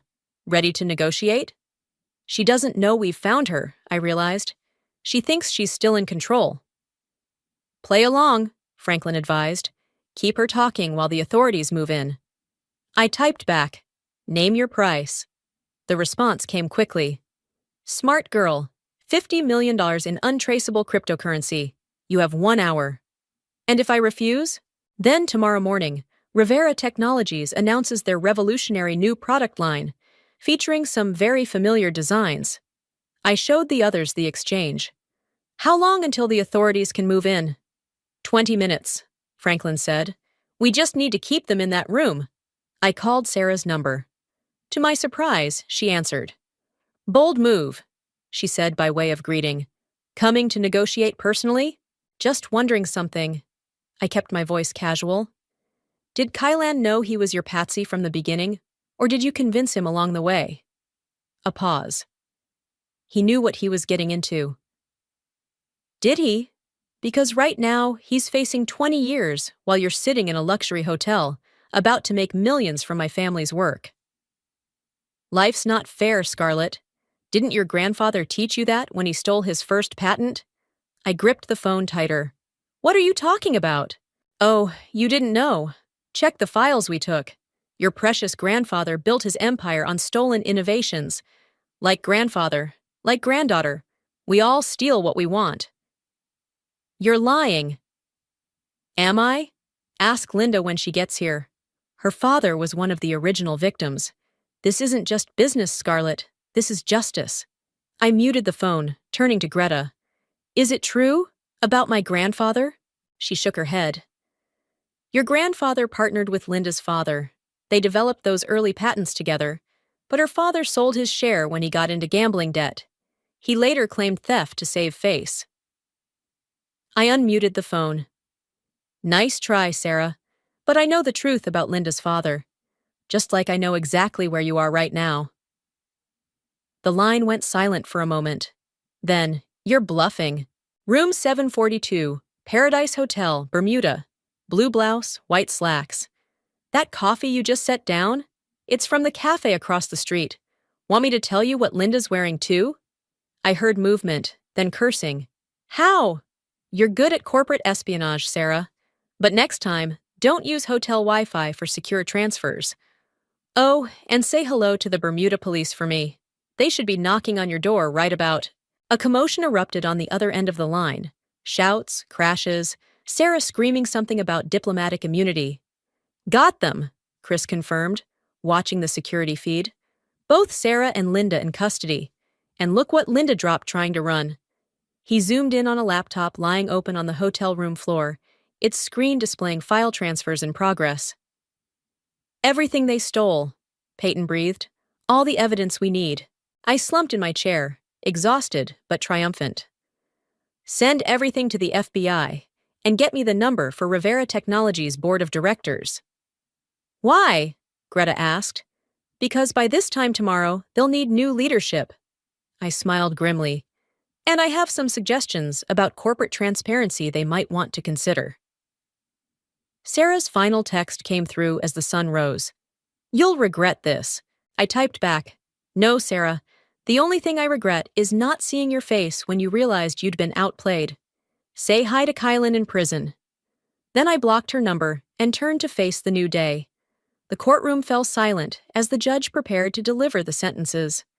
Kylan sat with his shoulders slumped, his designer suit replaced by prison orange.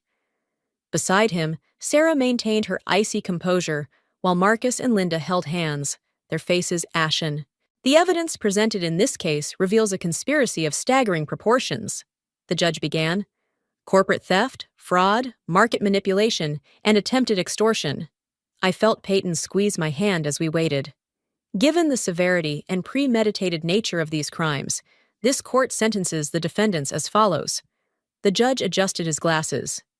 Kylan Phillips, 18 years. Sarah Matthews, 15 years. Marcus and Linda Rivera, 12 years each. Kylan turned to look at me one last time as they led him away. The smug confidence that had once dominated his features was gone, replaced by something that looked almost like respect. Outside the courthouse, reporters swarmed us. Mrs. Phillips, how does it feel to take down your own husband? What's next for Phillips Industries? I stepped up to the microphones, Greta and Peyton flanking me. Today isn't about revenge or personal victories. It's about justice and corporate responsibility. Phillips Industries will continue our grandfather's legacy of innovation and integrity, starting with a new initiative. I nodded to Franklin, who distributed press packets. We're launching the Phillips Innovation Trust, I announced, a program that supports small inventors and entrepreneurs, ensuring their ideas are protected and properly credited, because success shouldn't come at the cost of someone else's dreams. Back at the office, Chris had champagne waiting. "To justice," he toasted. "To family," Peyton added. "Speaking of family," Greta interrupted, checking her phone. "The board meeting starts in 10 minutes. Ready to make history?" I smoothed my dress. As ready as I'll ever be. The boardroom was packed, every seat filled, every eye on me as I took my place at the head of the table. "Ladies and gentlemen," I began, "we've weathered a storm that could have destroyed this company. Instead, we're stronger. Our stock has rebounded. Our new projects are exceeding expectations. But most importantly, we've remembered who we are." I clicked through slides showing our latest innovations, all developed after the theft, all revolutionary in their own right. Philips Industries was never about patents or profits. It was about people, about trust, about building something that matters. I paused, meeting each person's gaze. Today, we make that official. The vote was unanimous. Philips Industries would become a publicly traded company with an ironclad ethical oversight committee. No single person, not even me, could make major decisions without accountability. As the board members filed out, Greta handed me an envelope. "This came while you were in court." Inside was my finalized divorce decree. Just paper, but it felt like freedom. "You know," Peyton said, perching on the boardroom table, "you never did use that divorce kit he gave you." I laughed. "No, I didn't. Turns out I needed something stronger than a DIY solution." "Like a team of corporate lawyers and federal agents?" Chris suggested. "Like family," I corrected. "Real family." My phone buzzed. A message from an inmate at the federal prison. "You won. Happy now?" I showed it to the others. Should I respond? "Tell him to enjoy the prison library's copy of Corporate Ethics for Dummies," Peyton suggested. Instead, I typed, "I didn't win, Kylan. I just stopped losing." Then I deleted his number and turned to my team, my real family. "So, who's hungry? I hear LeBlanc has a table available." Apparently, their regular customers are indisposed. Later that evening, sitting around a table filled with food and laughter, I realized something. The divorce kit that was meant to break me had actually set me free. Not just from Kylan, but from fear itself. "Earth to Scarlet!" Peyton waved her hand in front of my face. "Where'd you go?" "Just thinking about birthday gifts," I smiled, "and how sometimes the worst ones turn out to be exactly what you need." "Speaking of gifts," Greta raised her glass, "here's to new beginnings." "And old friends," Chris added. "And family," Franklin finished. "To family," we echoed, our glasses clinking in the warm restaurant light.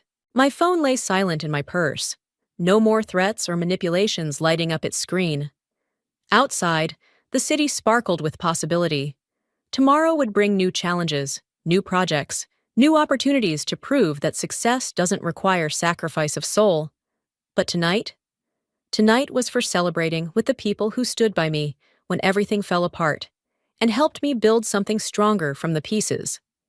I raised my glass one more time. To the best birthday gift ever. The truth. And in that moment, surrounded by love and loyalty, I felt truly, completely free. I never thought I'd be the type of person to snoop through my husband's computer. Yet here I was, sitting in our home office at midnight, heart racing as I clicked through folders looking for Sophie's baby pictures. My name is Clara, and this is how I discovered my husband's betrayal, all because of a stupid school project. "Mom, I need pictures of me as a baby for show and tell tomorrow," Sophie had announced at bedtime, giving me that last-minute panic all parents know too well. Ryan always handled the family photos, organizing them meticulously on his laptop. He was away at another late meeting, so I figured I'd just grab what I needed quickly. The cursor hovered over a folder labeled Family Photos 2023. Double-click. Nothing about Sophie. Instead, my screen filled with images that made my stomach drop. My husband, Ryan, with his arm around a woman I recognized from his office holiday party. Natalie something. They were at a beach I'd never seen, looking far too comfortable together. My hands started shaking. I open another folder, then another. Each click revealed more photos, more moments I knew nothing about. Casual dinners, hiking trips, even a weekend getaway, judging by the hotel room backgrounds. Mommy. Sophie's voice made me jump. Did you find my pictures? I slammed the laptop shut. Not yet, sweetie. Let's look tomorrow, okay? It's way past bedtime. But you said. I know, baby. I'm sorry. I forced a smile. How about we take new pictures in the morning? You can wear your favorite dress. After tucking her back in, I returned to the office, my mind racing. The photos were bad enough, but then I found the messages. Hundreds of them, spanning months. My fingers trembled as I scrolled through their conversations. Missing you already, Natalie had written just hours ago. Last weekend was perfect. I can't wait until we don't have to hide anymore. Ryan's response made me physically ill. Soon, I promise. Just need to figure out the right timing. The right timing? For what? Leaving us? The thought of him planning his exit while playing happy family made rage bubble up inside me. Just yesterday, he'd kissed me goodbye, told me he loved me. Had he already been with her? My phone buzzed, a text from Ryan. Running late again. Don't wait up. I stared at those words, remembering all the late nights, the business trips, the weekend team-building events. How long had I been playing the role of foolish, trusting wife? The house felt suffocating. I needed air, needed to think. Opening the back door, I stepped onto our patio, where Sophie's birthday decorations still hung from her party last weekend. Ryan had been on his phone the whole time. I remembered now. Probably texting her. Lisa, my best friend, would tell me to confront him immediately. My brother Mark would offer to beat him up. But looking through our kitchen window at Sophie's artwork on the fridge, I knew I needed a better plan. This wasn't just about revenge. It was about protecting our daughter. I went back to the laptop, took screenshots, and saved everything to a USB drive. Then I carefully restored all the folders exactly as I'd found them. Ryan was always so organized, so careful. He'd taught me that attention to detail matters in everything you do. Well, he was right about that. Tomorrow, I'd act normal. Kiss him goodbye, pack Sophie's lunch, work on my graphic design projects. But behind that routine, I'd be planning. Because Ryan wasn't the only one who could keep secrets. My phone buzzed again. Love you. See you in the morning. I typed back, love you too. And for the first time in our marriage, I lied. Lisa nearly choked on her coffee when I showed her the photos. We were sitting in her office during her lunch break, and I just dumped everything I'd found on her desk. That absolute piece of. She caught herself, remembering we were in her professional space. Clara, honey, how are you holding it together? I fidgeted with my wedding ring, a habit I'd developed over the past sleepless week. Sophie, I have to keep it together for her. But Lisa, there's more. I pulled out my phone and showed her the text I'd received that morning. Ryan wanted to take Sophie on a weekend trip to his parents' lake house, just the two of them. He'd never done that before. He's testing the waters, Lisa said, her therapist voice creeping in. Seeing how Sophie handles being alone with him for extended periods. My stomach churned. You think he's planning to fight for custody? I think you need a lawyer. Lisa reached for her desk drawer and pulled out a business card. Margaret Chin. She handled my sister's divorce. She's expensive, but she's worth every penny. I haven't even confronted him yet, I said, but took the card anyway. Exactly. And you shouldn't. Not until you're ready. Lisa leaned forward. Clara, I've seen this before. Men like Ryan, they're planners. They don't leave anything to chance. He's been documenting everything, organizing those photos meticulously. You need to be just as prepared. The office suddenly felt too small. Through the window, I could see people going about their normal lives, wondering how many of them were hiding similar secrets. There's something else, I admitted. Yesterday, I saw a notification pop up on his phone. He's viewing properties in the city. 3-bedroom apartments. Lisa's expression darkened. Near Natalie's office? I nodded, fighting back tears. 10 minutes away. Okay, here's what we're going to do. Lisa grabbed a legal pad. First, you're going to let him take Sophie this weekend. What? No. Yes. Because while they're gone, we're going to do some digging. Bank statements, credit card bills, everything. You need to know exactly what you're dealing with. My phone buzzed, a text from Ryan. Made dinner reservations for tonight. That new Italian place you wanted to try. Just us. Lisa read the message over my shoulder. He's love bombing you. Classic move when they're feeling guilty or planning something. Or maybe he's having second thoughts? The hope in my voice sounded pathetic even to me. Clara. Lisa's tone was gentle but firm. Remember the beach photos? That wasn't a one-time thing. That was a vacation. Planned, booked, executed. While you were home with Sophie, probably thinking he was at another sales conference. She was right. I thought about all the times I'd defended Ryan to friends who questioned his late nights. All the times I'd praised him for being such a devoted father and husband. I feel so stupid, I whispered. No. Lisa grabbed my hands. You trusted your husband. He's the one who should feel stupid for throwing away a family that loved him. My phone buzzed again. This time it was Sophie's school. She wasn't feeling well and needed to be picked up. Go, Lisa said. But Clara? Don't go to dinner tonight. Tell him Sophie needs you home. Let him sit there alone, checking his watch, wondering. Sometimes the best revenge is simply withdrawing the love they took for granted. As I drove to Sophie's school, my mind raced with possibilities. The lawyer's card seemed to burn in my purse. Part of me wanted to confront Ryan immediately, to scream and throw things. But Lisa was right. I needed to be smarter than that. I texted Ryan, Sophie's sick. Have to cancel dinner. So sorry. His response came quickly. Everything okay? Want me to come home? No need. You enjoy your evening. I wondered if he'd meet Natalie instead. If he'd take her to our reservation. And for the first time since discovering the truth, I felt something besides pain. I felt power. Because while Ryan thought he was carefully orchestrating his exit, he had no idea I was writing my own script. Sophie was waiting in the nurse's office, pale but smiling when she saw me. As I hugged her, I made my decision. This weekend, while they were at the lake house, I'd start building my case. And Ryan would never see it coming. The lake house weekend gave me exactly what I needed, just not in the way I expected. While Ryan and Sophie were away, I'd planned to dig through his office, but I never got the chance. Instead, the evidence literally walked through my front door. I was sorting through bank statements when the doorbell rang. Opening it, I found myself face to face with Natalie Brooks. I know who you are, I said, my voice steadier than I felt. She nodded, clutching her designer purse like a shield. Can we talk?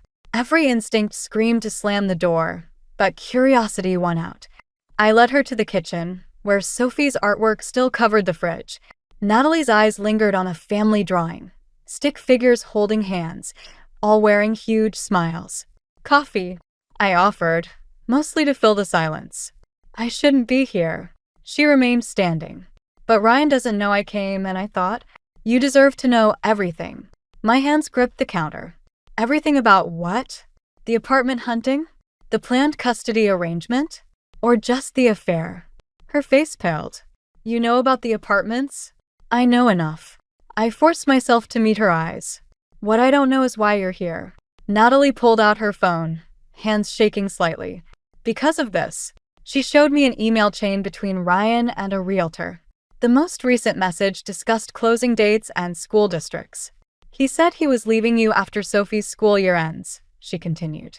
But yesterday, I found out he's been saying the same thing to Jessica in accounting. The room tilted slightly. What? I'm not the only one, Clara. I thought, God, I'm so stupid. I thought I was special. Her laugh was bitter. Turns out I'm just part of his pattern. I sank into a kitchen chair, my mind racing. How many? That I know of? 3, including me. All from different departments. She placed a USB drive on the table. Everything's here. Emails, photos, hotel receipts. Use it however you want. Why are you doing this? Natalie's eyes drifted back to Sophie's drawing. Because I have a daughter too. She's 12. And 2 years ago, my ex-husband did exactly what Ryan's doing now. I just wish someone had warned me. The front door opened before I could respond. Ryan's voice called out, Clara? We're home early. Sophie got carsick. Natalie's eyes widened in panic. I grabbed her arm and pushed her toward the back door, whispering, Go. Now. She slipped out just as Ryan entered the kitchen, carrying a pale-looking Sophie. "Someone was here," he asked, noticing the 2 coffee mugs on the counter. Lisa stopped by. The lie came easily now. "Sophie, sweetie, let's get you to bed." Later that night, after Sophie was asleep and Ryan was in the shower, I plugged in the USB drive. What I found made me physically ill. Not just the evidence of multiple affairs, but emails to his lawyer discussing divorce strategies. Plans to paint me as unstable, workaholic, neglectful. A detailed timeline for leaving that had been in motion for months. My phone buzzed with a text from Natalie.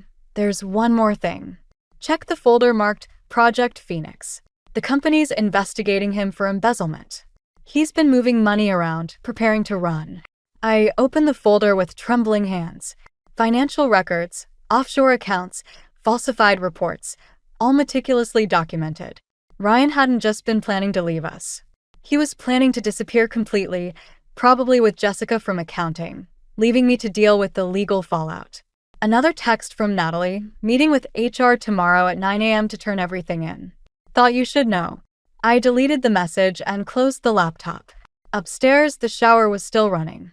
Ryan was humming, the same tune he'd hummed on our wedding day. My hand brushed against Lisa's lawyer's card in my pocket. Tomorrow, Ryan would walk into work thinking he had everything under control. He'd smile at Natalie, flirt with Jessica, and continue building his house of cards. But tonight, I had choices to make. About Sophie. About our future. About whether revenge meant destroying him completely or simply walking away with everything he thought he'd taken from me. The shower stopped. I heard Ryan's familiar footsteps. "Hey," he called out. "Everything okay down there?" I looked at the USB drive in my hand and smiled. "Everything's fine. Just finishing up some work." The morning Natalie was supposed to meet with HR, Ryan didn't go to work. Instead, he was sitting at our kitchen table when I came downstairs, still in his pajamas, looking through old family albums. "Remember this?" He held up a photo from Sophie's 3rd birthday. "You made that butterfly cake from scratch. It looked terrible, but Sophie loved it." My phone buzzed in my pocket, probably Natalie wondering where Ryan was. I ignored it. "Why are you here, Ryan?" He closed the album carefully. "I got an interesting email last night. Someone's been accessing my work files." IT flagged it. His eyes met mine. "From our home network." The air felt thick. I poured myself coffee, buying time. "Sounds serious." "It is." He drummed his fingers on the table. "Especially since some sensitive financial documents were copied. The kind that could cause real problems for certain people. People like you?" His smile didn't reach his eyes. "Clara, let's be honest with each other. What do you think you're doing?" "Funny. I was about to ask you the same thing." I sat across from him. "How's Jessica from accounting, by the way? Or should I ask about the offshore accounts first?" The color drained from his face. For a moment, I saw a panic flash in his eyes before his practiced charm took over. "Whatever you think you know. I know everything, Ryan. The affairs, the money, the plans to leave. Your whole house of cards." I pulled out my phone, showing him Natalie's text thread. "Turns out your girlfriends talk to each other. And to me." He reached for the phone, but I pulled it back. "Sophie's still asleep," I reminded him quietly. "Let's keep this civil." "Civil." He laughed, but it sounded hollow. "You're threatening to destroy everything I've built." "No, you did that yourself." "I'm just deciding what to do with the wreckage." My phone buzzed again. This time Ryan's phone chimed too. His face changed as he read the message. "HR meeting canceled," he said. "Natalie called in sick." He looked up. "What did you do?" "Nothing. Yet." I took a sip of coffee. "But here's what's going to happen. You're going to transfer half of everything, the legal half, into my name. You're going to agree to joint custody, and you're going to disappear from Sophie's life slowly on my terms. So it doesn't break her heart all at once. Or what? You'll turn me in." His voice hardened. "Think carefully, Clara. If I go down, we all do. No money for Sophie's college. No comfortable life. Is that what you want?" Before I could answer, small footsteps padded down the stairs. Sophie appeared in her unicorn pajamas, rubbing sleep from her eyes. "Daddy? You're home." Ryan's face softened instantly as she climbed into his lap. "Hey, princess. Just working from home today." Over Sophie's head, our eyes met in a silent standoff. He knew I wouldn't risk Sophie's future. But he'd forgotten something crucial about me, something he'd once loved. I was a graphic designer. I noticed details, like how his laptop password was Sophie's birthday, like how he always backed up everything, including emails he thought were deleted, like how his careful plans left a trail someone creative could follow. "Sophie, honey," I said, "why don't you show Daddy that new drawing you made? The one about your future." She ran to get it, leaving us alone again. "You have until tonight," I said quietly, "to decide how this plays out. But remember, I'm not the only one with copies of those files. And Natalie's not the only one who knows where they are." Ryan's jaw clenched. "You're bluffing. Maybe. Want to risk finding out?" Sophie returned with her drawing, a picture of her future self as a veterinarian. As she explained every detail to Ryan, I watched him hold her, knowing these moments were numbered, not because I wanted revenge, but because sometimes protecting someone means letting them lose everything else. My phone buzzed one final time. A message from Lisa: "Margaret Chen can see you at 2 p.m. Don't tell Ryan." I deleted the message and watched my daughter smile at her father, memorizing the moment before everything changed. My brother Mark's guest room felt like a sanctuary after the chaos at home. Sophie was already asleep, exhausted from what I'd told her was a surprise sleepover at Uncle Mark's. I hadn't planned on leaving tonight, but Ryan's final move forced my hand. He did what? Mark paced his kitchen, hands clenched. "Show me again." I pulled up the bank app on my phone. Our joint accounts, completely drained. Every penny transferred out just hours after our confrontation. "Classic Ryan," Mark muttered. "Always thinking 3 steps ahead." He left exactly enough for 1 month's expenses. I laughed, but it came out more like a sob. Such a thoughtful husband. Mark grabbed 2 beers from the fridge, sliding one across the counter to me. "Have you called the lawyer yet? Margaret Chen? Meeting tomorrow at 9. I took a long drink. But that's not even the worst part. I showed him the email I'd received just before fleeing the house. Ryan had copied his company's board of directors, detailing my unauthorized access of company files and threatening legal action. He'd positioned himself as the whistleblower, making me the criminal. "Clever bastard," Mark said. "He's trying to discredit you before you can use anything against him." A noise from upstairs made us both freeze, but it was just Mark's son Tommy getting water. Through the kitchen doorway, I watched him wave sleepily to Sophie, who'd appeared in the hallway. "Mom." She padded into the kitchen, clutching her stuffed rabbit. "Dad keeps calling." My phone showed 8 missed calls. As we watched, a text appeared: "You're making this worse than it needs to be. Come home. We can fix this." "Sophie, honey," I started, but Mark interrupted. "Hey, Squirt, wanna help Tommy set up the Nintendo in his room? I bet he'll let you pick the first game." Once the kids were upstairs, Mark turned to me. "You need to call Mom's old attorney friend. Tonight. It's almost midnight. Clara, listen to me. Ryan's not just protecting himself anymore. He's actively attacking. That email to the board? That's him building a case to paint you as unstable, vindictive. Next will be custody." My hands shook as I reached for my phone again. This time there was a voicemail from Natalie. "Clara, I'm sorry. He made me sign a statement saying I never gave you any files. Said he'd make sure I lost everything if I didn't. I have my daughter to think about." "I should never have tried to fight him," I whispered. "He's always been better at this game." Mark grabbed my shoulders. "No, this isn't about winning anymore. This is about surviving. And you're not doing it alone." My phone buzzed again. "Ryan, I'm coming over to Mark's. Sophie needs to be home in her own bed. Don't make this difficult."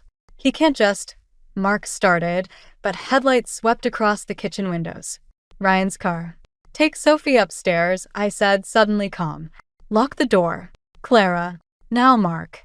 As Mark disappeared upstairs, I opened my laptop and connected to the home security camera feed I'd installed last week. The screen showed Ryan at our empty house, not here at all. The headlights belonged to a neighbor. But the message was clear. He knew where we were, and this was just the beginning. I opened my email and began typing, "Dear Margaret Chen, I need your help immediately. My husband has emptied our accounts and is threatening to frame me for corporate espionage. I have evidence of his affairs and financial fraud, but he's trying to discredit me before I can use it." Upstairs, I could hear Sophie and Tommy laughing at their game. Mark was probably sitting guard outside their door, ready to protect them like he'd protected me when we were kids. Another text from Ryan. Last chance, Clara. Don't forget, I know all your secrets too. I thought about the USB drive hidden in my tampons box, the cloud backups Lisa helped me create, the screenshots saved to multiple accounts. Ryan thought he knew all my moves because he'd never really seen me. Not the real me. I hit send on the email, then started another to the board of directors. It was time they knew exactly who their star executive really was. Sometimes the best revenge isn't about winning the game. It's about changing the rules entirely. Margaret Chen's office felt too cold, too sterile for the bomb she just dropped on me. They're freezing all your accounts, personal and business. The judge granted Ryan's emergency petition this morning. I gripped the armrests of my chair. He can't do that. Those are my client's payments. He's claiming you used company resources to build your freelance business. That all your income is potentially tied to stolen proprietary information. Margaret's expression was grim. It's temporary, but it could take weeks to fight. My phone buzzed. Another client canceling their contract. That made 5 since Ryan's mass email went out last night, warning my entire professional network about the ongoing investigation. He's destroying everything I built, I whispered. Clara. Margaret leaned forward. There's more. Ryan's filing for emergency custody of Sophie. He's claiming your unstable behavior and financial irregularities make you an unfit parent. The room tilted. I fumbled for my water bottle, but my hands were shaking too badly to open it. When? Hearings tomorrow morning. I've already filed our response, but my phone rang.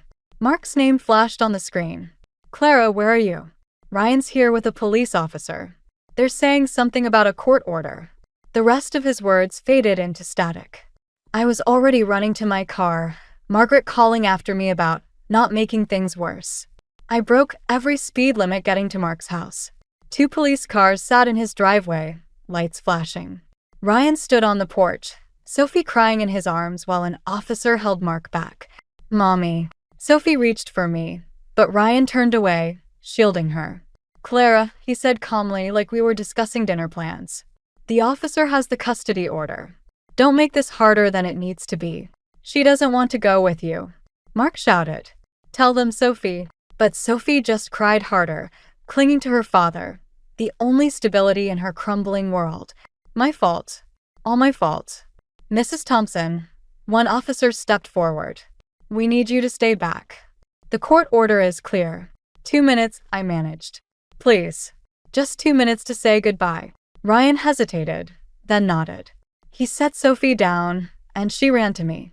I knelt, pulling her close, breathing in her familiar strawberry shampoo smell. It's just for a little while, baby, I whispered. Like a sleepover at Daddy's.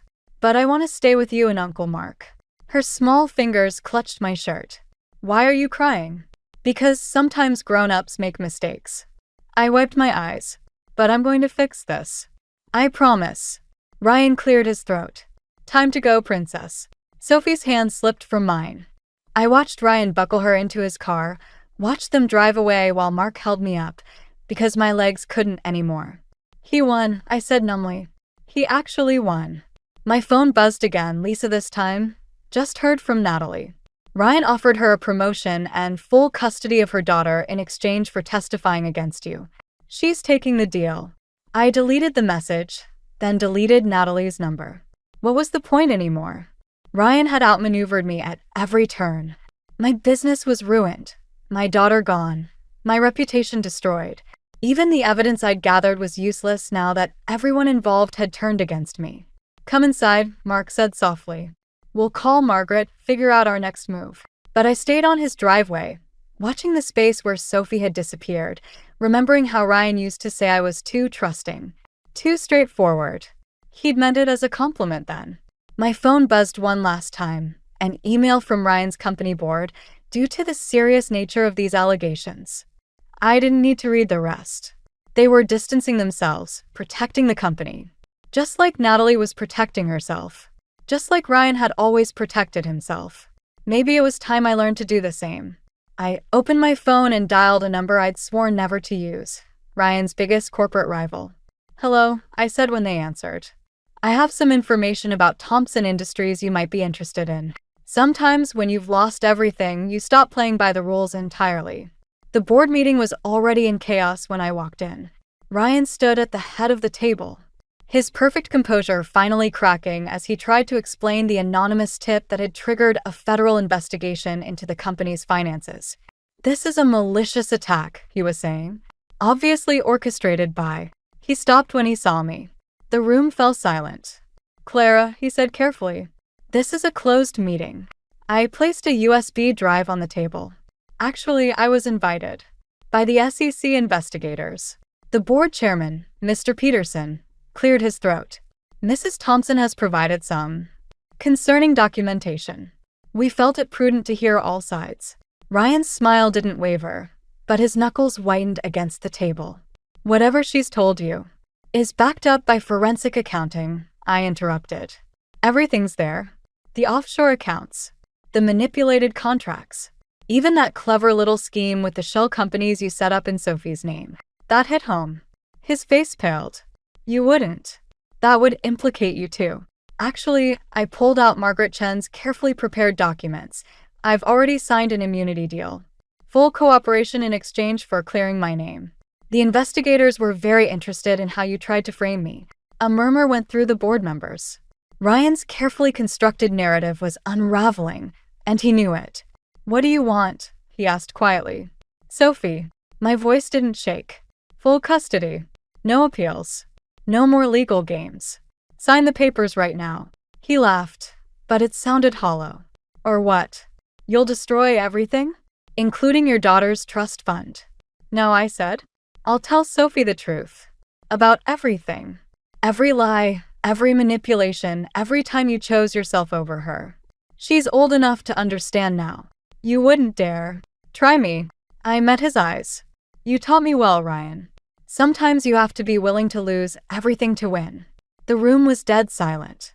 Board members shifted uncomfortably as father and daughter faced off across the corporate battlefield Ryan had created. His phone buzzed, probably Natalie, wondering why their escape plan had derailed. He ignored it. "The papers," he said finally.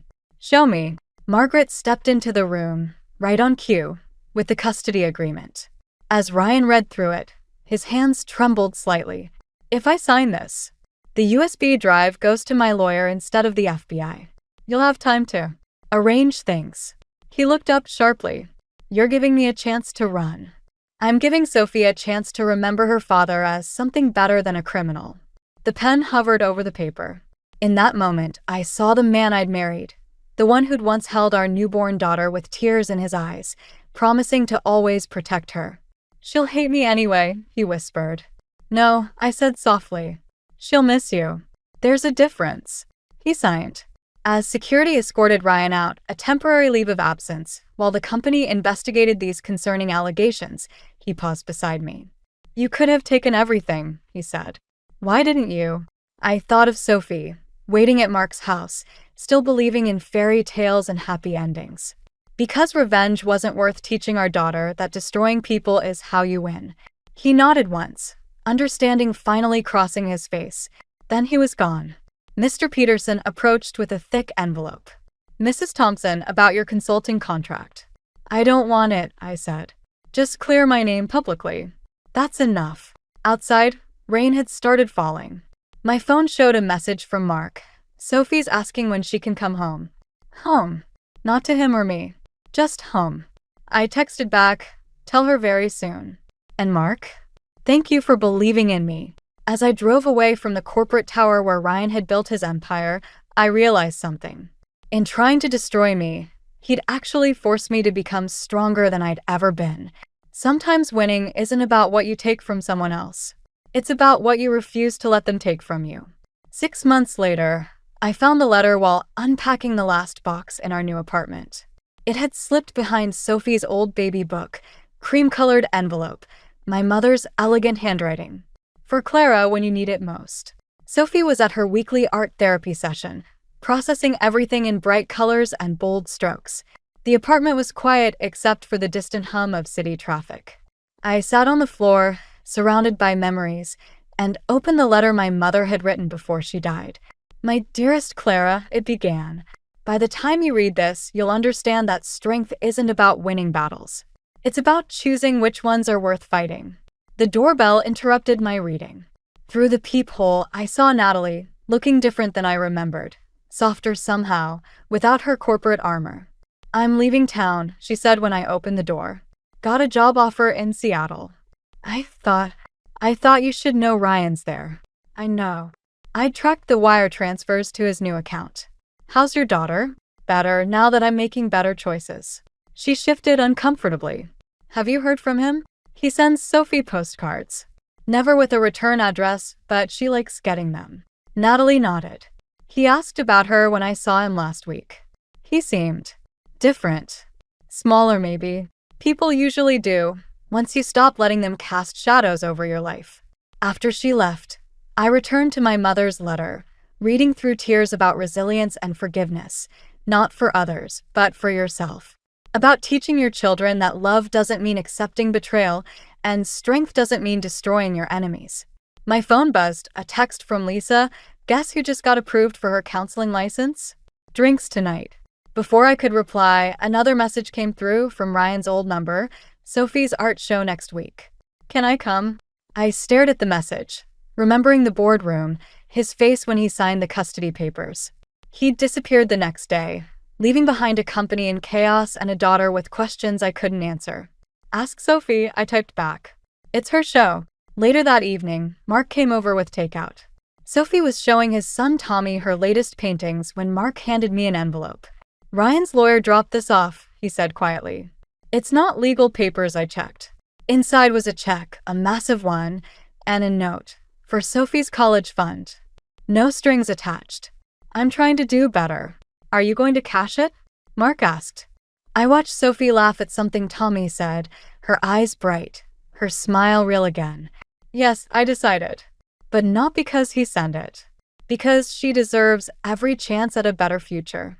The next morning, I found Sophie studying one of her paintings, a family portrait unlike her old ones.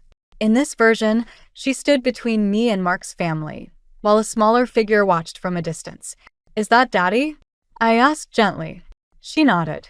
"Miss Lisa says it's okay to love someone from far away.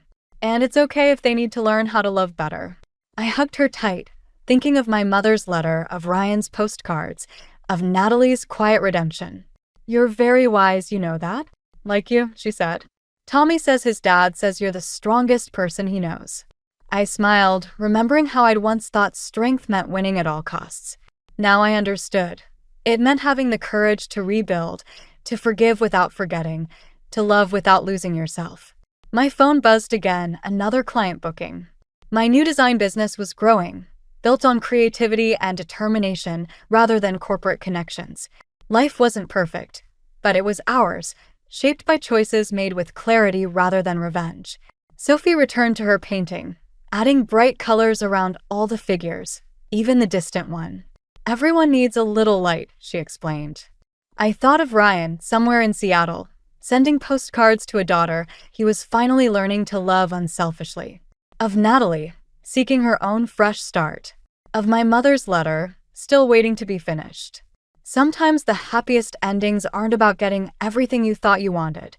They're about discovering what you actually need and having the courage to build it yourself, one bright color at a time.